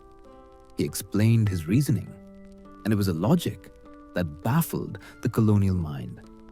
He said they had come to China to preach the gospel of grace. They had come to show the love of Christ, who, when he was reviled, did not revile in return. If they now demanded money and blood, their entire message would be a lie. They would prove they were no different from the opium traders, a foreign power backed by guns. Their only response, he insisted, must be forgiveness. The British officials were stunned. They thought he was a fool or a coward. But the Chinese officials were even more stunned. They had never seen a foreign devil act this way. This act of grace, of turning the other cheek on a national scale, was a sermon more powerful than any he could preach. They had lost their home. Maria's health and the life of their unborn child hung by a thread. But in the ashes of Yangzhou, Hudson Taylor had shown China the strange, powerful, and disarming face of grace. This external crisis had passed, but it had sown the seeds of a deeper, internal crisis yet to come. For while he had shown grace to others, he was finding it hard to find peace for himself. He was approaching a place of profound internal stillness, the stillness of a well that is run dry. The exchanged life, Hudson Taylor, had reached a place of profound stillness, but it was not the stillness of peace. It was the stillness of a well that is run dry. The pressure of leadership, the constant anxiety for funds, the weight of 1,000 daily decisions, it had worn him down to the very root of his soul. The year was 1869. The mission had survived the fires of Yangzhou. By an act of grace, by refusing retaliation, they had gained a foothold. The work was by all outward measures succeeding. It was growing. More workers were arriving, drawn by the vision. New stations were being opened, small lights of faith being lit deeper in the interior. But with this growth, the burden on Hudson Taylor had become almost unbearable. He was the leader. He was the director. He was the treasurer. He was the strategist. He was the spiritual guide. Every problem, from every station, across hundreds of miles of difficult country, eventually came to him. A missionary was sick with a consuming fever. A station was out of money and could not buy food. A new convert was being persecuted by his family. A local official was hostile and threatening to expel them. The weight of every one of these lives, these souls, these decisions, rested on his shoulders. He was the one everyone looked to. He was the one who had to have the answers. He was the one who had to have the faith. And the man who was meant to be their rock was crumbling. He was not just physically tired.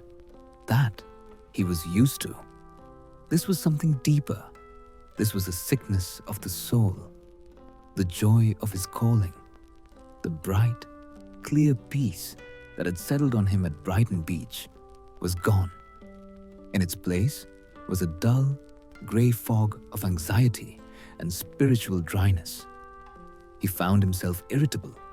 He was short-tempered with his colleagues. He was impatient with his own beloved children. And he felt a deep, cold, creeping hypocrisy. He preached a gospel of perfect peace, but he lived in a state of constant, internal turmoil. He spoke of God's limitless provision, but he was consumed, day and night, by financial worry. He urged his missionaries to rest in God's love, while he himself was driven by a relentless, anxious striving. He knew the answer, or so he thought. He knew the words. The answer was in the Gospel of John, in the 15th chapter. Abide in me, and I in you. As the branch cannot bear fruit of itself, except it abide in the vine, no more can ye, except ye abide in me. He knew this, he believed this, he preached this, but he could not do it. He would wake in the morning, his first thought, a fresh wave of anxiety. He would kneel and consecrate his day to God. He would determine, with all the force of his will, that this day he would abide. This day he would be patient. This day he would be loving. This day he would be faithful. And by midday he would have failed. A stressful meeting, a difficult letter, a child's interruption, and the peace was gone, replaced by the familiar tightness in his chest. He was striving to rest. He was working to be faithful. He was trying with all his might to abide. But the very striving was an effort. And his own effort was the one thing that was failing him completely. He became desperate. His spiritual life was a desert. He confessed his state in letters to his family. He wrote of his deep despair. I cannot read, he said. I cannot pray. I can scarcely think. The Bible, his source of life, felt like dry dust in his hands. Prayer, his connection to God, his place of solace, felt like speaking into an empty room. He was a missionary who had lost his connection to the source of his mission. He was a branch severed from the vine, and he was withering. He felt, he confessed, like a fraud. He was in this dark, dry wilderness when a letter arrived. It was from a fellow missionary, a man named John McCarthy. McCarthy was a simple, faithful man, and he too had been wrestling with this very same problem. He too had been striving for holiness and finding only his own weakness. But he had, he wrote, found an answer. He had come to a place of peace, and he shared his discovery with Hudson. Hudson opened the letter, his heart heavy. He read McCarthy's words. McCarthy wrote of his own struggle, the same cycle of trying and failing. And then he wrote of his breakthrough. The secret, he said, was not in trying to abide. It was in resting in the one who had promised to abide in him. The secret was not in trying to get strength from Christ. It was in reckoning that Christ was his strength. It was not about Hudson desperately holding on to Jesus. It was about realizing that Jesus was and had always been firmly holding on to him. McCarthy wrote, "It is not striving to be holy, but trusting him to keep me holy." Hudson read the words, and the light came on. It was not a thunderclap. It was not a dramatic vision. It was a quiet, profound, and total dawn. He saw it. He finally, truly understood. For all these years, he had been trying to do the Christian life. He had been trying to be a good missionary. He had been trying to produce the fruit of the Spirit, the love, the joy, the peace, the patience, and he had failed. Now he saw. He was not meant to produce the fruit. He was simply meant to bear it. The branch of a vine does not try to make grapes. It does not strain and worry and strive to create fruit. It simply abides. It simply rests, attached to the vine. And the life of the vine, the sap, the strength, the essence, flows through it. And that life produces the fruit. His life was Christ. He was just the branch. He saw in that moment that he did not need to get strength from Christ, as if Christ were a distant reservoir he had to pipe water from. He simply needed to rest in the fact that Christ was his life, living in him. It was an exchanged life. It was not his own weak, anxious, striving, failing life. It was Christ's perfect, peaceful, patient, all-sufficient life living through him.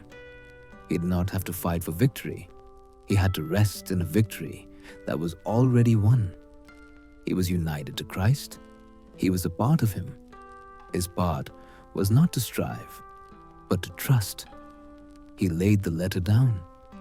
The change was immediate. It was as if a crushing physical weight, a weight he had carried for years, had been lifted from his shoulders. The fog of anxiety dissolved. The spiritual dryness was gone, washed away in a quiet, cleansing flood of peace. He picked up his Bible, and the words were alive. They were no longer a code he had to crack, but a love letter he could simply receive. He knelt to pray, and he was no longer speaking into an empty room.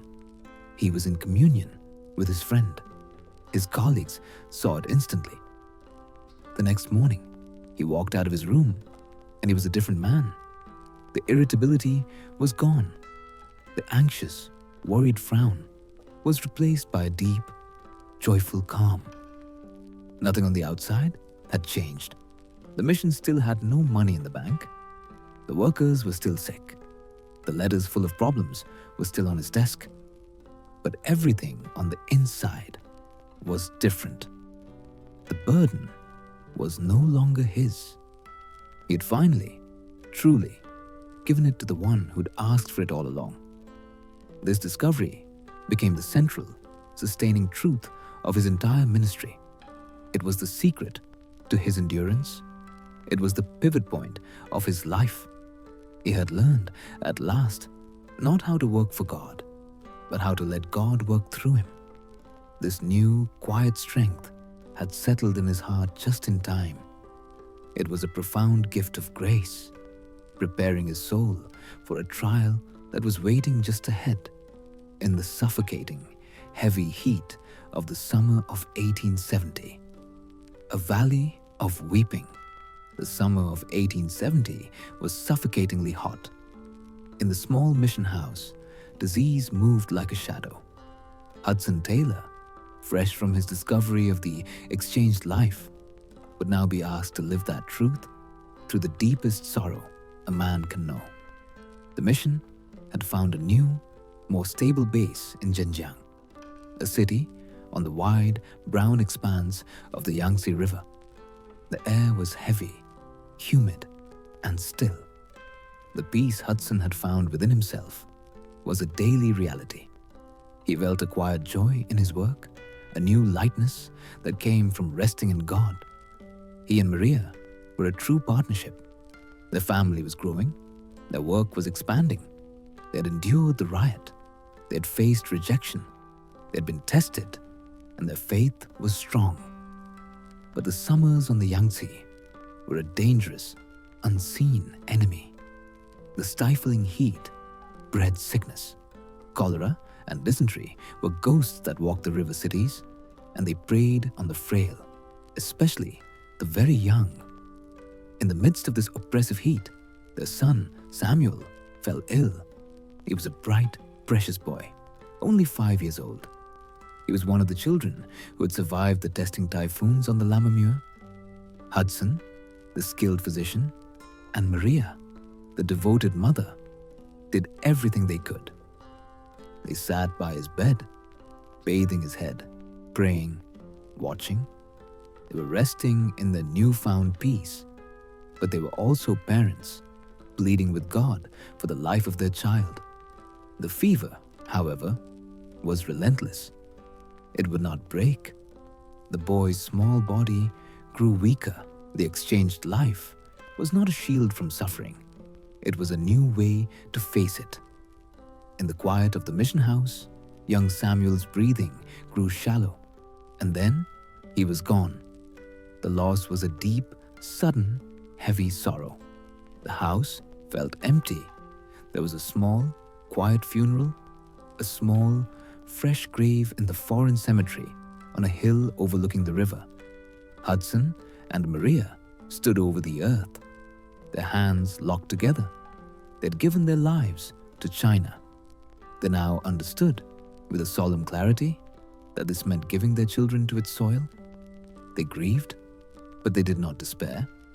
Hudson wrote of his deep sorrow, but also of his unshaken peace. This was the first hard test of his newfound rest. His heart was broken, but his faith in the loving, sovereign God was not. In the midst of this grief, life, in its relentless way, continued. Maria was pregnant. Her time was near. Just a few weeks after they had buried Samuel, she gave birth to another son. In the house of mourning, there was a new, fragile life. They named him Noel, but the child was born weak. He was a small, struggling flame in the damp, heavy air. He seemed to have been born weary. He was loved, he was held, he was prayed for. But the climate, which had claimed his older brother, was merciless. The tiny infant could not find a foothold in this world. After only 7 days, Noel died. The sorrow was now doubled. It was a fresh wave of grief, coming over a wound that had not yet begun to heal. 2 sons, 2 graves, side by side. The valley of weeping was growing deeper. Hudson felt, as he wrote, utterly crushed. He felt like a man stunned by one blow, only to be struck again. But the peace he had found held him, even here. Yet the trial was not yet complete. Maria did not recover from the birth of her child. She had poured out her life for this work. She had been born for it. She had endured the long, anxious courtship in Ningbo. She had faced the storms on the sea. She had jumped from the window of the burning mission house in Yangzhou, an act of courage that had likely caused unseen, lasting damage. She had borne children, loved them, and buried them. And now, her frail body, worn thin by a life of complete and sacrificial love, had nothing left to give. She contracted cholera. Hudson, the doctor, saw the signs with a deep and heavy sadness. This was not a slow decline. This was the sudden death of the river. He knew, with a quiet certainty, what was coming. He and Jenny Faulding, Maria's closest friend, fought for her life. They worked tirelessly, refusing to sleep. They used every medical skill he possessed. But the disease was too swift, too strong. The man who had healed so many was helpless to save his own wife. Maria herself was perfectly, supernaturally calm. She was not afraid. She had lived her entire life in the presence of God, and she was not afraid to go to him.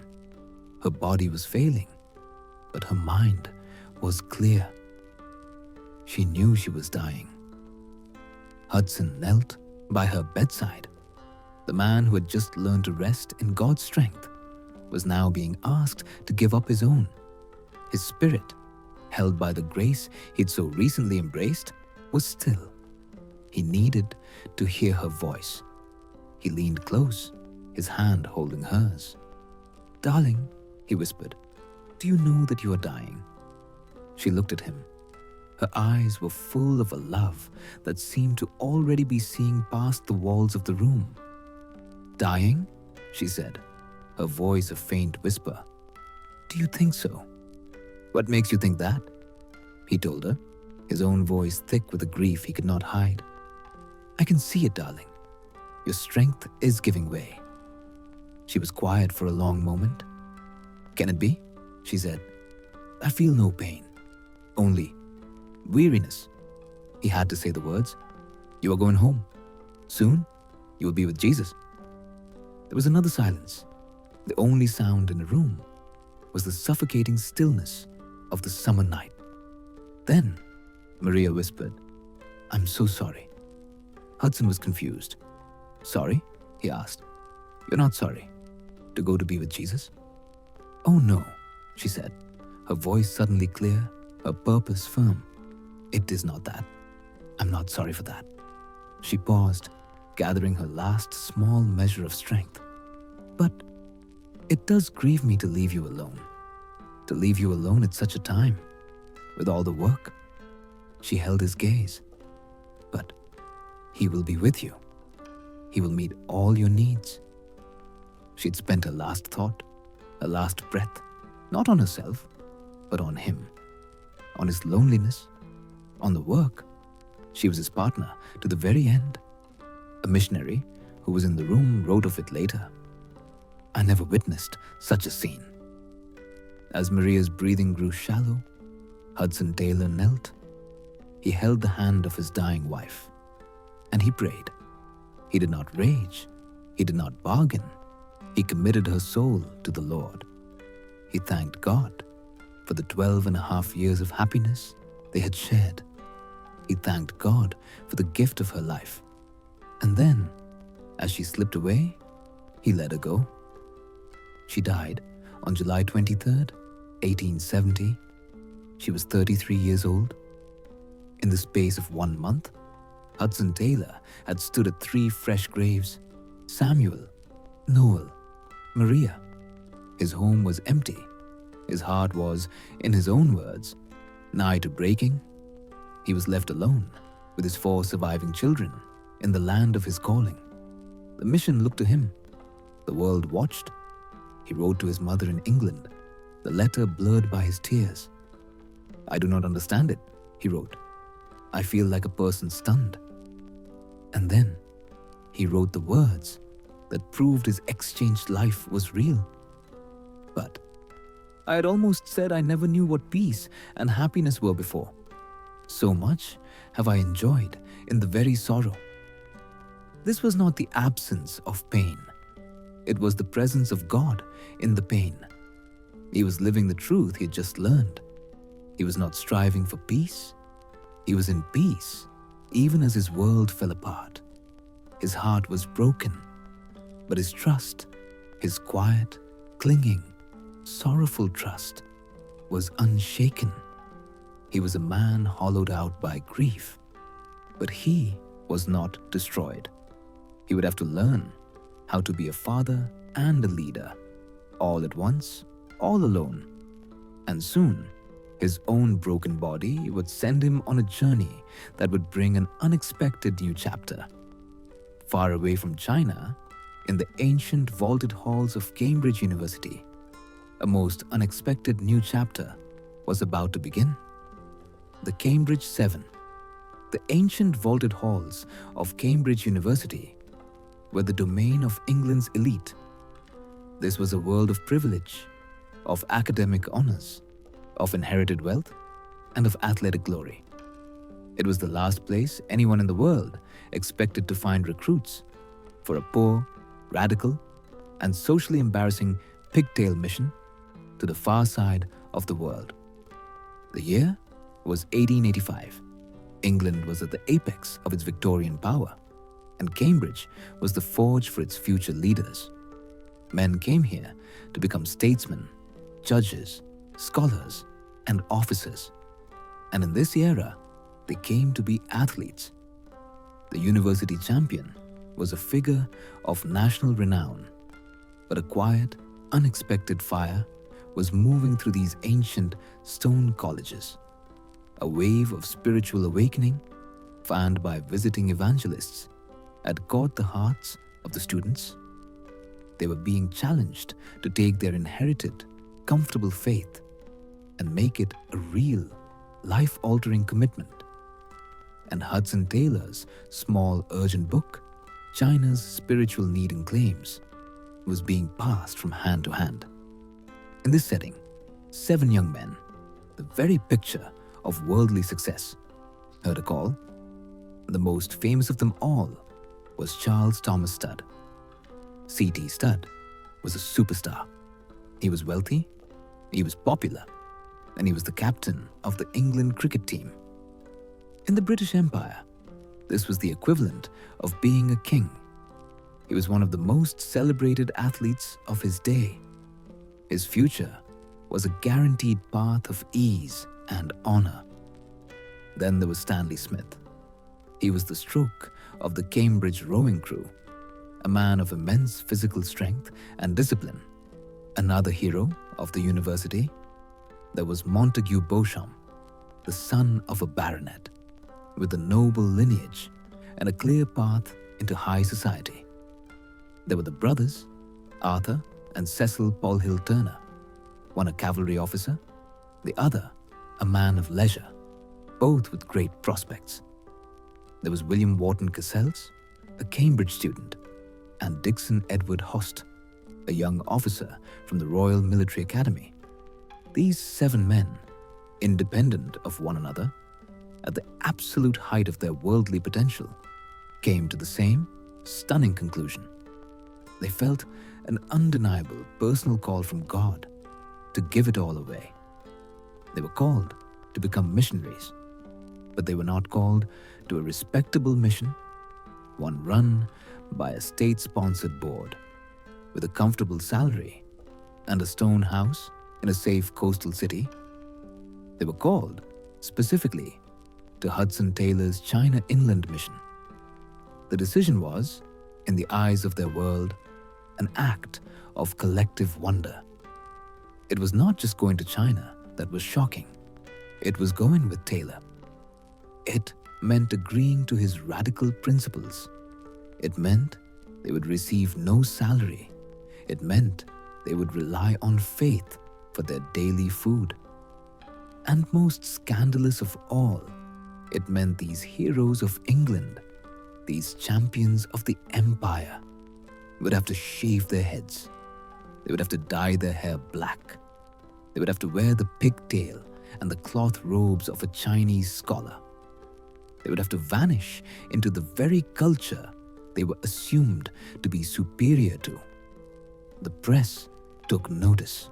The story was a national story. The Cambridge 7, the newspapers called them. It was incomprehensible. Why would men who had everything throw it all away for nothing? C.T. Studd, upon coming of age, inherited a vast fortune. To prove his commitment, he gave it all away, every last penny, to Christian work, including a large gift to Taylor's mission. This act was seen not as noble, but as reckless, irresponsible, and fanatical. Their families were horrified, their friends were baffled, their professors were disappointed, but the 7 men were not bothered. They were not apologizing. They were, in fact, joyful. Before they were set to sail, they were asked to speak. They embarked on a farewell tour of England and Scotland's university campuses. The meetings were powerful. The halls were packed. Students who had come to see these celebrities, these athletes, found themselves confronted with a strange and powerful new idea. The 7 men stood on the platforms.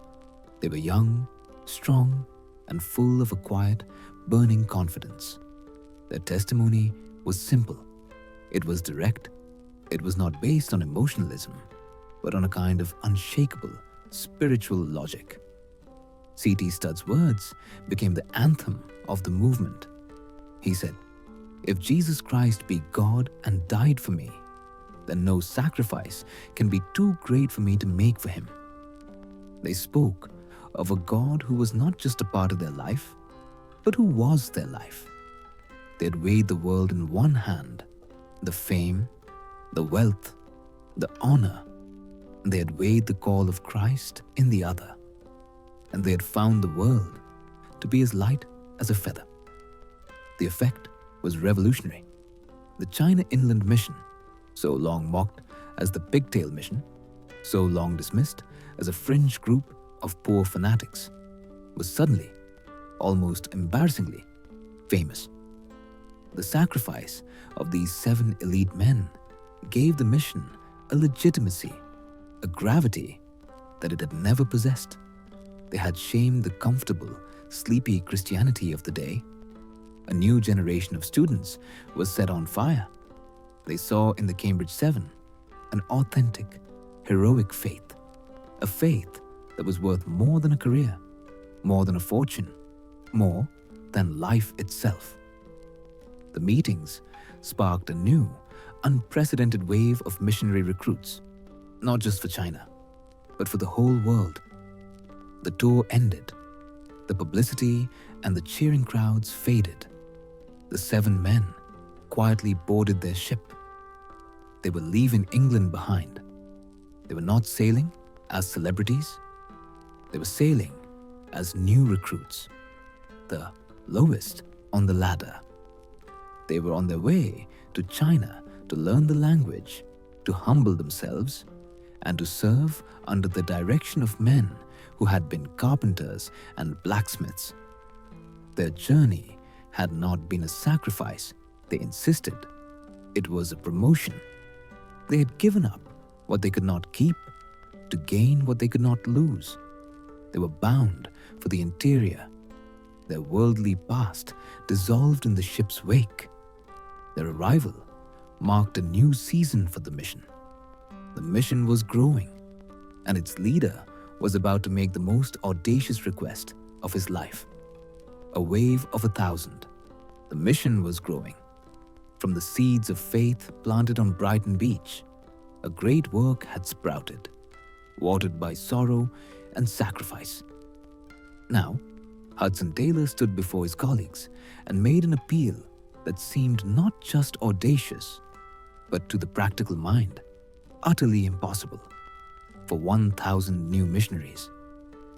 The years that followed the Valley of Weeping had been a time of quiet rebuilding.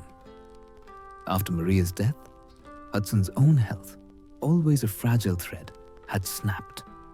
He was forced to return to England in 1871, his body shattered by a spinal injury, his heart hollowed by grief. He left his surviving children in the care of trusted friends in England. He was a broken man. He did not travel alone. On that long, quiet, somber voyage home, he was accompanied by Maria's dear friend, Jenny Faulding. She was one of the original Lammermuir party, the one who had jumped from the burning window in Yangzhou. She had been a tower of strength for the mission, a second mother to the children. In the shared stillness of their grief, Hudson saw in her a spirit perfectly matched to his own. She was not just a comfort, she was a colleague. She was a woman of deep faith, practical skill, and a quiet, unshakable resolve. In London, in November of 1871, Hudson Taylor and Jenny Faulding were married.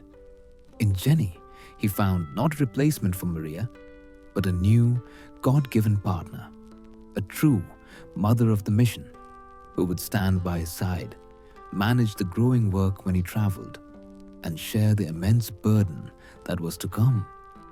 They returned to China, and the work began to change.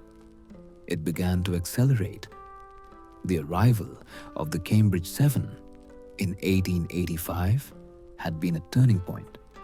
The sacrifice of those elite, celebrated men had sent a shockwave through the churches of England and America. The Pigtail Mission, once mocked as a fringe group of poor fanatics, now held a strange and compelling new legitimacy.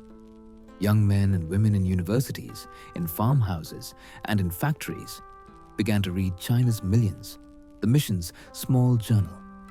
They saw the map, they read the stories, and they too felt the call. First, Hudson and the mission had prayed for 100 new workers. The number had seemed staggering, but they had prayed, and God had answered. The 100 had come. With this new wave of recruits, the mission pushed deeper. They were no longer just on the coast or the great rivers. They were pressing into the vast, dry highlands of Shaanxi. They were establishing stations in the remote, windswept plains of Gansu. They were moving, city by city, into the unreached heart of the continent. The map in Hudson's study, the one that had tormented him with its emptiness, was slowly, patiently, being dotted with small lights of faith. This growth created a new kind of pressure. Hudson Taylor was not just a visionary, he had to be a meticulous organizer. The world had never seen an organization like this. How does one manage a faith mission with hundreds of workers spread over 1 million square miles with no guaranteed income? It was not, as his critics assumed, chaos. It was a masterpiece of sanctified logistics. Hudson created a brilliant, decentralized system. He understood that faith did not mean being disorganized. Faith meant organizing for a provision you had not yet seen. He established mission stations. Each station reported to a provincial superintendent. Each superintendent reported to the leadership. He created rigorous systems for language study, for medical care, and for the handling of funds. He built a framework that was strong enough and flexible enough to contain a miracle. And in 1886, that framework was about to be tested. The mission was gathered. The work was expanding faster than they could manage. But the need, the overwhelming, crushing need, was still an ocean. Hudson had been in deep, agonizing prayer. He stood before his fellow workers. He was frail, often ill, his voice quiet, but his spirit was a blaze of conviction. He spoke of the provinces still untouched. He spoke of the millions who were being born and living and dying without ever hearing the name of Christ. And then he made the appeal. He asked them to join him in prayer. He asked them to ask God for 1,000 new missionaries to be sent out within the next 5 years. The silence that followed was a silence of stunned, terrified awe. 1,000. The number was not just ambitious, it was astounding. It was 10 times the number they had just celebrated. It meant a massive, exponential increase in cost, in logistics, in personnel.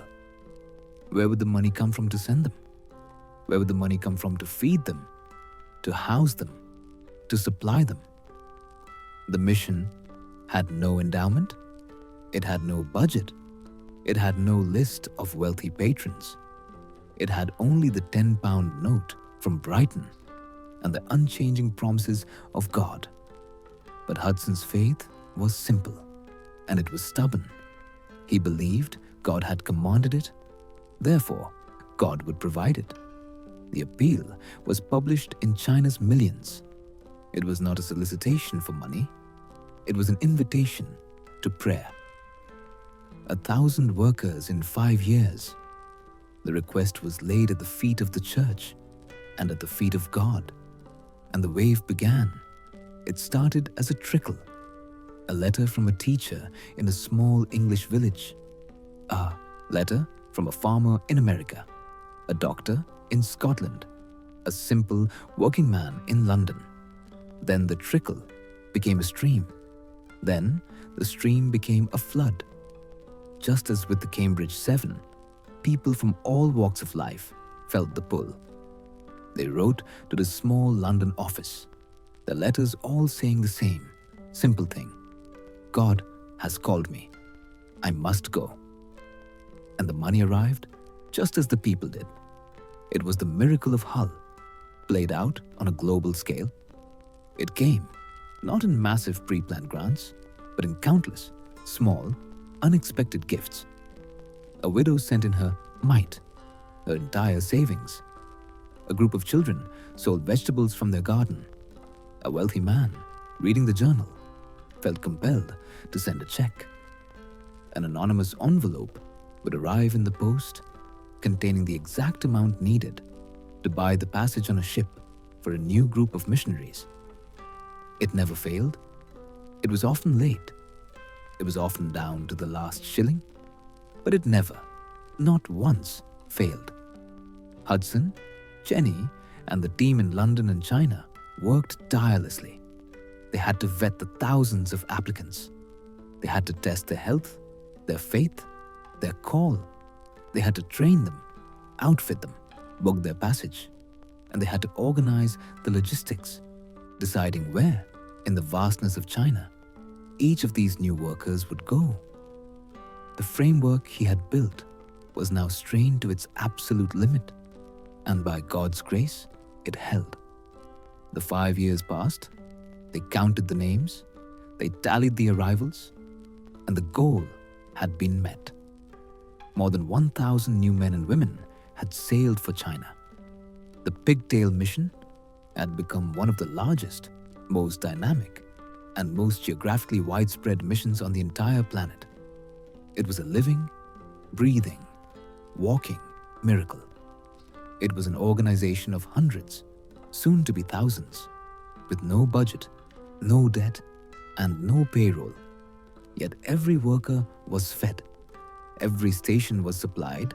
The faith principle was proven. God had provided the workers. He had provided the funds. The mission had become a mighty river, flowing deep into the heart of China. But a time of terrible testing was coming. A violent, bloody storm that would ask not just for their faith, but for their very lives. That storm would arrive in the summer of 1900. It was not a storm of wind or rain, but of fire and blood. The blood of the martyrs. The summer of 1900 brought with it a terrible, violent storm. It was not a storm of wind or rain, but of fire and blood. It was called the Boxer Rebellion, a widespread anti-foreign uprising, and the missionaries of the Inland Mission, scattered deep in the heart of the country, were now running for their lives. China, at the turn of the century, was a nation in turmoil. Decades of humiliation, of lost wars, of land carved up by foreign powers had bred a deep, simmering resentment. This resentment found its voice in a secret society. They were called the Righteous and Harmonious Fists, known to the West as the Boxers. They were a peasant movement, practicing martial arts and mystical rituals. They believed their faith and their training made them impervious to foreign bullets. Their anger was aimed at two targets. First, the foreign diplomats, merchants, and engineers who they saw as invaders. And second, the Chinese Christians, whom they saw as secondary devils, traitors to their ancestral ways. The Empress Dowager, seeing in the Boxers a potential tool to expel all foreigners, allowed the unrest to grow. In the spring of 1900, the unrest began. The uprising swept across the northern provinces. Railroad tracks were torn from the earth. Telegraph lines were cut, severing the interior from the outside world. Churches were burned to the ground. Mission compounds were besieged. The missionaries of the China Inland Mission, by the very nature of their work, were the most vulnerable. They were not clustered safely on the coast. They were scattered in dozens of small isolated stations, deep inland, surrounded by a population that was now being told to turn against them. The province of Shanxi became the epicenter of the violence.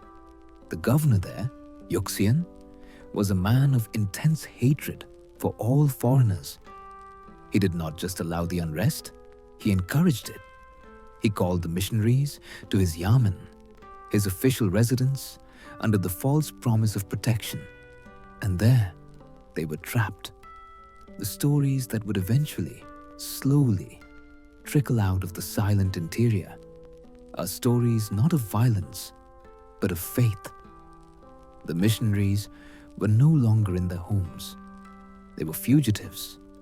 They were hidden in caves and ditches by brave Chinese Christians who knew that this act of kindness meant their own certain death.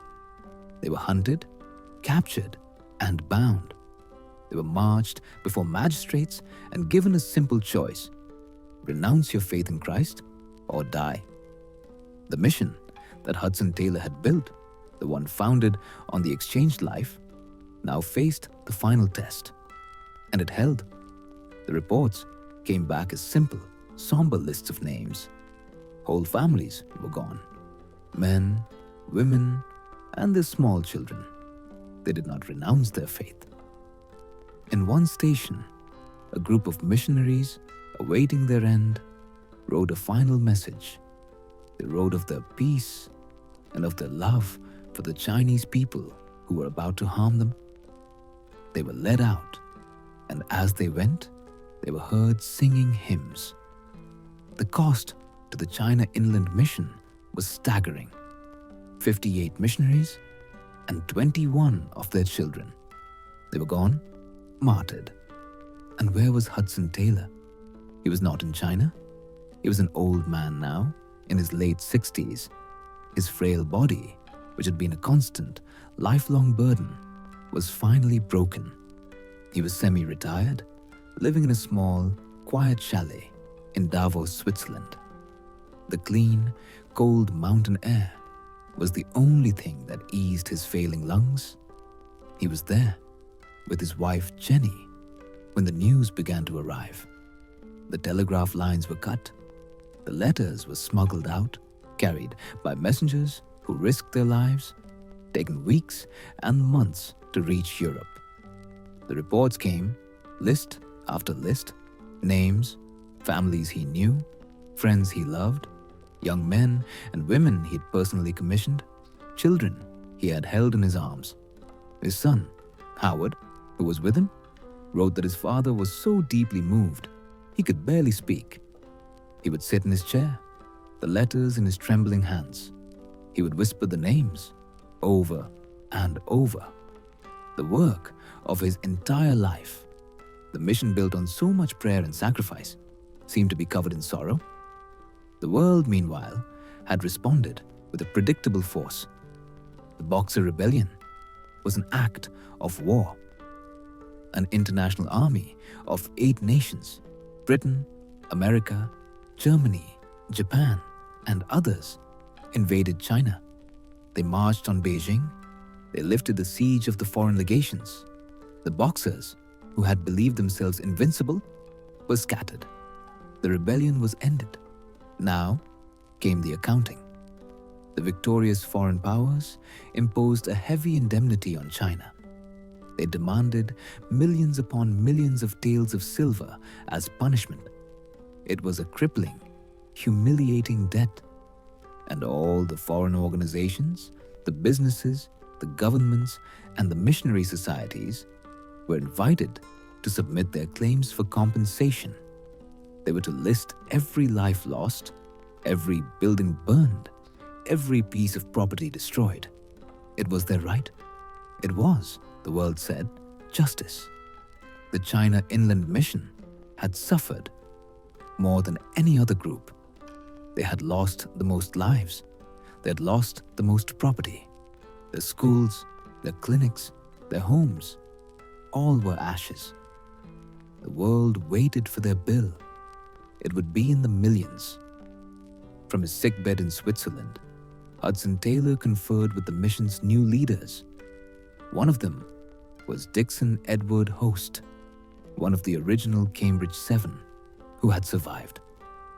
The decision, when it came, was unanimous, and it was, to the entire world, incomprehensible. The China Inland Mission would ask for nothing.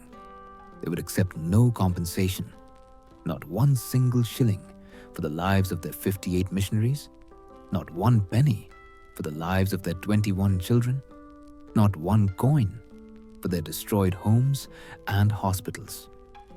Their reasoning was the simple, devastating, Christ-like logic of the Yangzhou riot, now magnified by an ocean of sorrow. Hudson Taylor and the leaders of the mission published their decision. They had come to China, they explained, not to be enriched, but to preach the gospel of grace. Their colleagues had laid down their lives, just as their master had. And when Christ was murdered by the world he came to save, his response was not a demand for justice. It was a prayer. Father, forgive them. How Taylor reasoned, could they now demand silver for the blood of his servants? To do so would be to put a price on the gospel. It would be to prove to the Chinese, once and for all, that they were no different from the armies and the merchants who came for profit, backed by gunboats. Their only response, they declared, must be forgiveness. This decision stunned the world. The other foreign powers could not understand it. It was madness. It was bad for business. It was weakness. But the Chinese officials, they were truly, profoundly astonished. They had seen foreign armies. They had seen foreign gunboats demanding payment. They had seen foreigners loot their palaces. They had never, in their entire history, seen foreign forgiveness. This act of grace, this quiet refusal to take revenge, was a sermon preached to the entire nation. It spoke louder than any tract. It resonated deeper than any argument. It earned the China Inland Mission a depth of respect and a moral authority that no army could ever win. In Shaanxi, where the most had died, the new governor was so moved that he offered the mission compensation anyway, from his own funds. The mission politely refused. They asked only that the money be used to establish a university to help the poor of his own province in the name of the God they served. The blood of the martyrs, watered by forgiveness, had become the seed of the church. Hudson Taylor was an old man, broken by sickness and sorrow. He had lost his friends, his colleagues, his children in the faith. But his central, unshakable principle had held even in the face of fire and death. He had shown China the strange, compelling, and healing power of grace. And in the year 1905, as an old man, frail and white-haired, he would return to China for the 11th and final time. A grave in Changsha. The year was 1905. Hudson Taylor was an old man, frail and white-haired, his body worn thin by 5 decades of relentless service. He was sailing back to China for the 11th and final time. He was returning to the land that had taken his wife, his children, and his entire life. He was a widower once again. His beloved wife Jenny, his partner in the work for over 30 years, had died in Switzerland the previous year. He had formally resigned as the director of the China Inland Mission. The leadership had passed to a younger man, Dixon Edward Host, one of the original Cambridge 7. Hudson Taylor was no longer a general. He was a pilgrim. He was 73 years old. His body was failing. His lungs were weak. His friends and family had begged him not to go. The journey was too long, the climate too harsh, but a deep, quiet, and undeniable call pulled him back. He needed to see it one more time. The voyage itself was a long, slow reflection. He was a world away from the young, 21-year-old boy who had sailed on the Dumfries, his heart full of untested theories. Now, he was a patriarch, returning to a family of faith that numbered in the tens of thousands. He arrived in Shanghai. The city was almost unrecognizable, a modern metropolis of commerce and foreign power, but he was not there for the tall buildings or the busy port. He was there for the people. He began a final, slow journey into the interior. It was a journey of remembrance. He traveled up the wide, brown Yangtze River, a path he had navigated so many times in sickness and in health. He visited the mission stations, and he saw the fruit of his long, hard life. Where there had once been angry, shouting mobs, he was now greeted by welcoming Chinese Christians. Their faces were bright with a joy he recognized. They were his brothers and his sisters. He met the Chinese pastors, men who were now leading their own flocks, men he had perhaps baptized as boys. They were the true, lasting harvest. He saw the schools filled with children learning to read, not just the classics of Confucius, but the words of Christ. He saw the hospitals and the clinics, places of healing and compassion, standing where there had once been only fear and superstition. The mission he had founded on a 10-pound note and a desperate prayer was now a vast, living, breathing reality. Nearly 1,000 foreign missionaries and thousands more Chinese evangelists were at work. The pigtail mission, once mocked and despised, had become a river of grace flowing through the land. He was a man watching his own legacy, a legacy not of buildings, but of transformed lives. His journey took him to Zhenjiang, the city on the hill overlooking the river. He walked slowly, perhaps leaning on the arm of his son, Howard, who traveled with him. He walked to the small, quiet cemetery. He stood, his white hair moved by the river breeze, before the simple graves. There was Maria, his first beloved wife. There was Samuel and Noel, his sons. There were the other missionaries, his friends, who had laid down their lives here. He stood in silence. It was a place of profound sorrow, but it was not a place of defeat. It was a place of resurrection. It was a place of waiting. But his journey was not over. There was one last place he had to go. He felt a pull to travel on, to the province of Hunan. For decades, Hunan had been a fortress. It was known as the closed province. It was proud, anti-foreign, and fiercely, violently resistant to the gospel. For his entire ministry, it had been a locked, iron gate. To enter Hunan was, for a missionary, a near certain death sentence.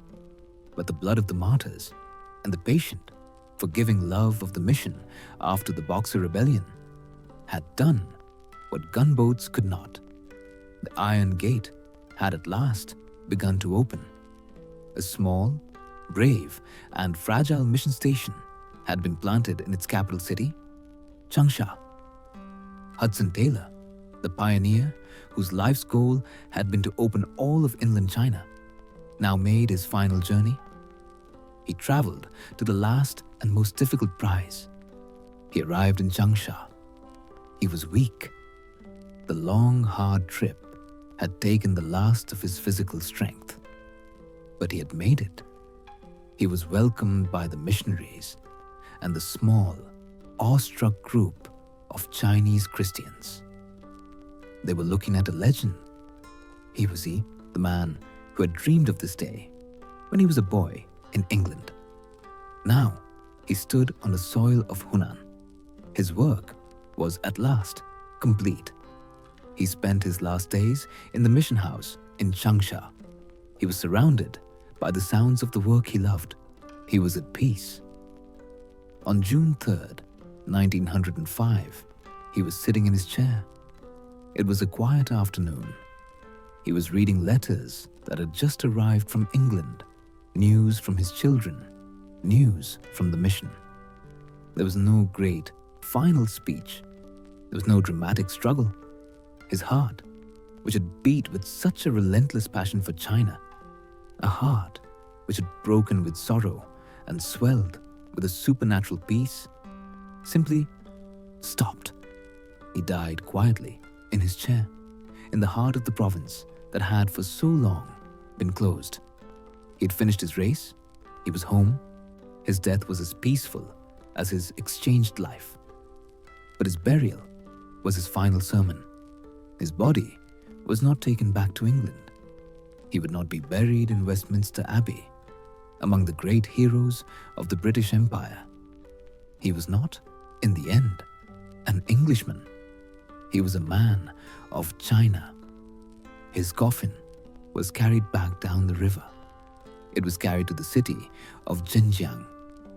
He was laid to rest in that small, quiet cemetery on the hill overlooking the wide, flowing waters of the Yangtze.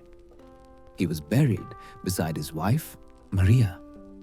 His legacy was not the vast organization he had built, though the China Inland Mission would grow and change and become OMF International, continuing his work to this day. His legacy was his life. It was a simple, quiet, and earth-shattering testament. It was the story of a frail, weak, and often frightened man who had dared to take God at his word. He had proved in his own life a simple, radical, and childlike faith. He proved that God is, and that God provides for those who trust him. His simple grave, a quiet patch of earth in the heart of the land he loved, is not a monument to a great man. It is a monument to a great and faithful God. And so, the story of Hudson Taylor comes to a close. His life, a long and wondrous journey of faith, found its final earthly rest. His grave, on a quiet hill overlooking the wide brown waters of the Yangtze, is a testament. It is a simple, quiet stone. It doesn't speak of a great man, but of a great and faithful God. The work was finished. The race was run. And now, there is rest. Just as his story finds its gentle, peaceful end, your day, too, is coming to a close. The work of this day is finished. The race of these past hours is run. And now, for you, there is rest. The striving is over. The decisions are past. The noise of the day, with all its demands and all its worries, begins to fade. It melts into the stillness of this moment, into the quiet of this room. As you settle into your bed, as you feel the warmth and the weight of the blankets, let the lessons of this life settle into your heart. Perhaps you lie here and your mind is not still. It is turning over the needs of tomorrow, the bills that are due, the conversations that must be had, the uncertainties that feel like a great, wide ocean. You feel small, you feel unprepared, your own resources feel so very thin. Remember the young man in Hull. Remember his quiet, determined principle to trust God and God alone for every meal, for every shilling. Remember the poor man, the sick wife, and the single half-crown. Remember the joy he felt, not in having, but in giving, in trusting. He chose to believe that the God who'd called him, the God who'd set a continent on his heart, was also a God who was interested in his breakfast. He chose to believe that God was a father who would provide. And that same God is with you now. He is here, in this room, in this quiet. He knows what you need. He sees the anxieties you hold. He sees the needs of your family, of your heart. He is the God who provides. You do not need to strive for tomorrow. You do not need to solve tomorrow's problems tonight. You only need to rest in His care. As you breathe, imagine yourself handing those worries to Him, one by one. Let go of the planning. Let go of the lists. Hand your anxious heart, your own empty pocket, to Him He is faithful. He will not forget you. Perhaps you lie here and you are not just worried, you are tired. You are so very, very tired. You are tired of trying to be strong, trying to be patient, trying to be good. You feel the weight of your own weakness. You strive to be a better person, a better parent, a better friend, a better Christian, and you feel so often that you have failed. You are weary. You are the man in the desert, striving to abide and finding only his own dryness. Remember the greatest discovery of Hudson Taylor's life? It was not a place on a map. It was a place of rest. It was the discovery of the exchanged life. He learned that he was a branch. He learned that the branch is not commanded to produce fruit. The branch is not asked to strive and strain and worry itself into bearing grapes. The branch has only one simple, beautiful task: to abide, to rest, to stay connected to the vine. And tonight, you are invited to do the same. You do not have to try to sleep. You do not have to force your mind to be quiet. You do not have to strive for peace. You only need to let go. You are the branch, and the true vine, Jesus Christ, is holding you. You do not have to hold on. He is holding you. Feel the tension leave your shoulders. Feel the tightness in your jaw release. Feel the striving in your mind just cease. You are not being asked to do anything.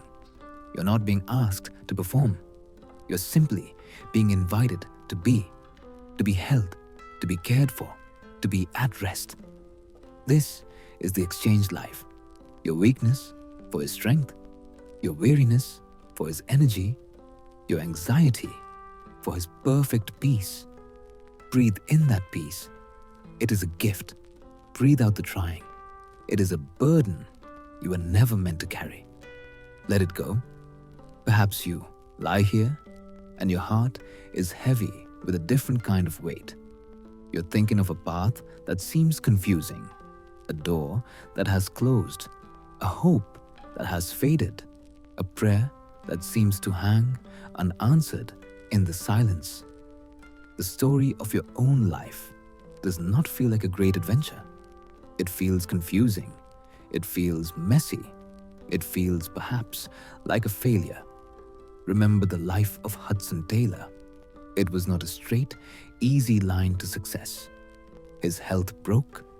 He was sent home from China, his great call seemingly defeated.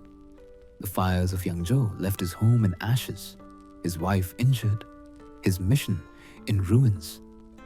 The valley of weeping, that terrible, dark, lonely valley, took his children. It took his beloved Maria. His path was marked by sorrow, by loss, by moments of profound and painful confusion. But the God of Hudson Taylor is a weaver. He's a master artist.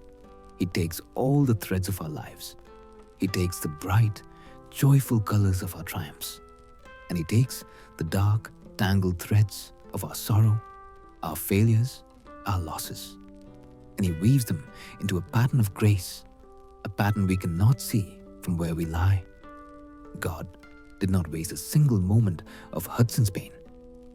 The broken health in London led to a new vision, a new mission, and a new generation of workers. The fires of Yangzhou became the furnace that forged an unshakable, forgiving grace that stunned a nation. The blood of the martyrs, that terrible dark and crimson thread, became the very seed of a harvest he had planned from the beginning. Your story is not finished. The parts of your life that feel broken, the parts that make no sense, the chapters that are stained with tears, he sees them all, and he will not waste a single moment of your pain. He is weaving a pattern of redemption. He is working all things, even this, for your good and for his glory. And tonight, your only task is to trust the weaver. So now, let the story of Hudson Taylor fade. Let these reflections soften and simply be. Be here in this quiet room. Be here in this safe space. Feel the weight of your body, supported and held. Feel the gentle, welcome pull of sleep. It is a gift from a loving Father. It is a quiet, welcome tide. Imagine that wide, quiet river, the one Hudson knew so well. It is dusk. The water is smooth, like dark, polished glass. A small, simple boat is floating on the water. It is not tied to the shore. It is not fighting the river. It is simply floating, carried by a gentle, steady, and certain current. You are in that boat. You do not need to row. You do not need to steer. You do not need to look for the shore. The current is doing all the work. That current is the love of God. It is carrying you safely, surely, to a place of deep and peaceful and healing rest. Let your mind drift with that current. Let go. Breathe in and feel His peace filling your lungs, filling your mind. Breathe out and let go of the day that is done. Breathe in and feel His presence, a quiet warmth, a perfect safety. Breathe out and let go of the striving, the worry, the fear. Breathe in. He is with you. Breathe out. You are safe. God is with you. He's in this room. He's in this stillness. He's in this darkness. His love is a blanket, a covering of perfect peace. His promise is a fortress, surrounding you, protecting you. You have nothing to fear. You have nothing to prove. You have nothing to do. You have only to rest. He is the God who provides. He is the vine who holds you. He is the weaver who shapes your story. He is the good shepherd who watches over his flock. And you are His.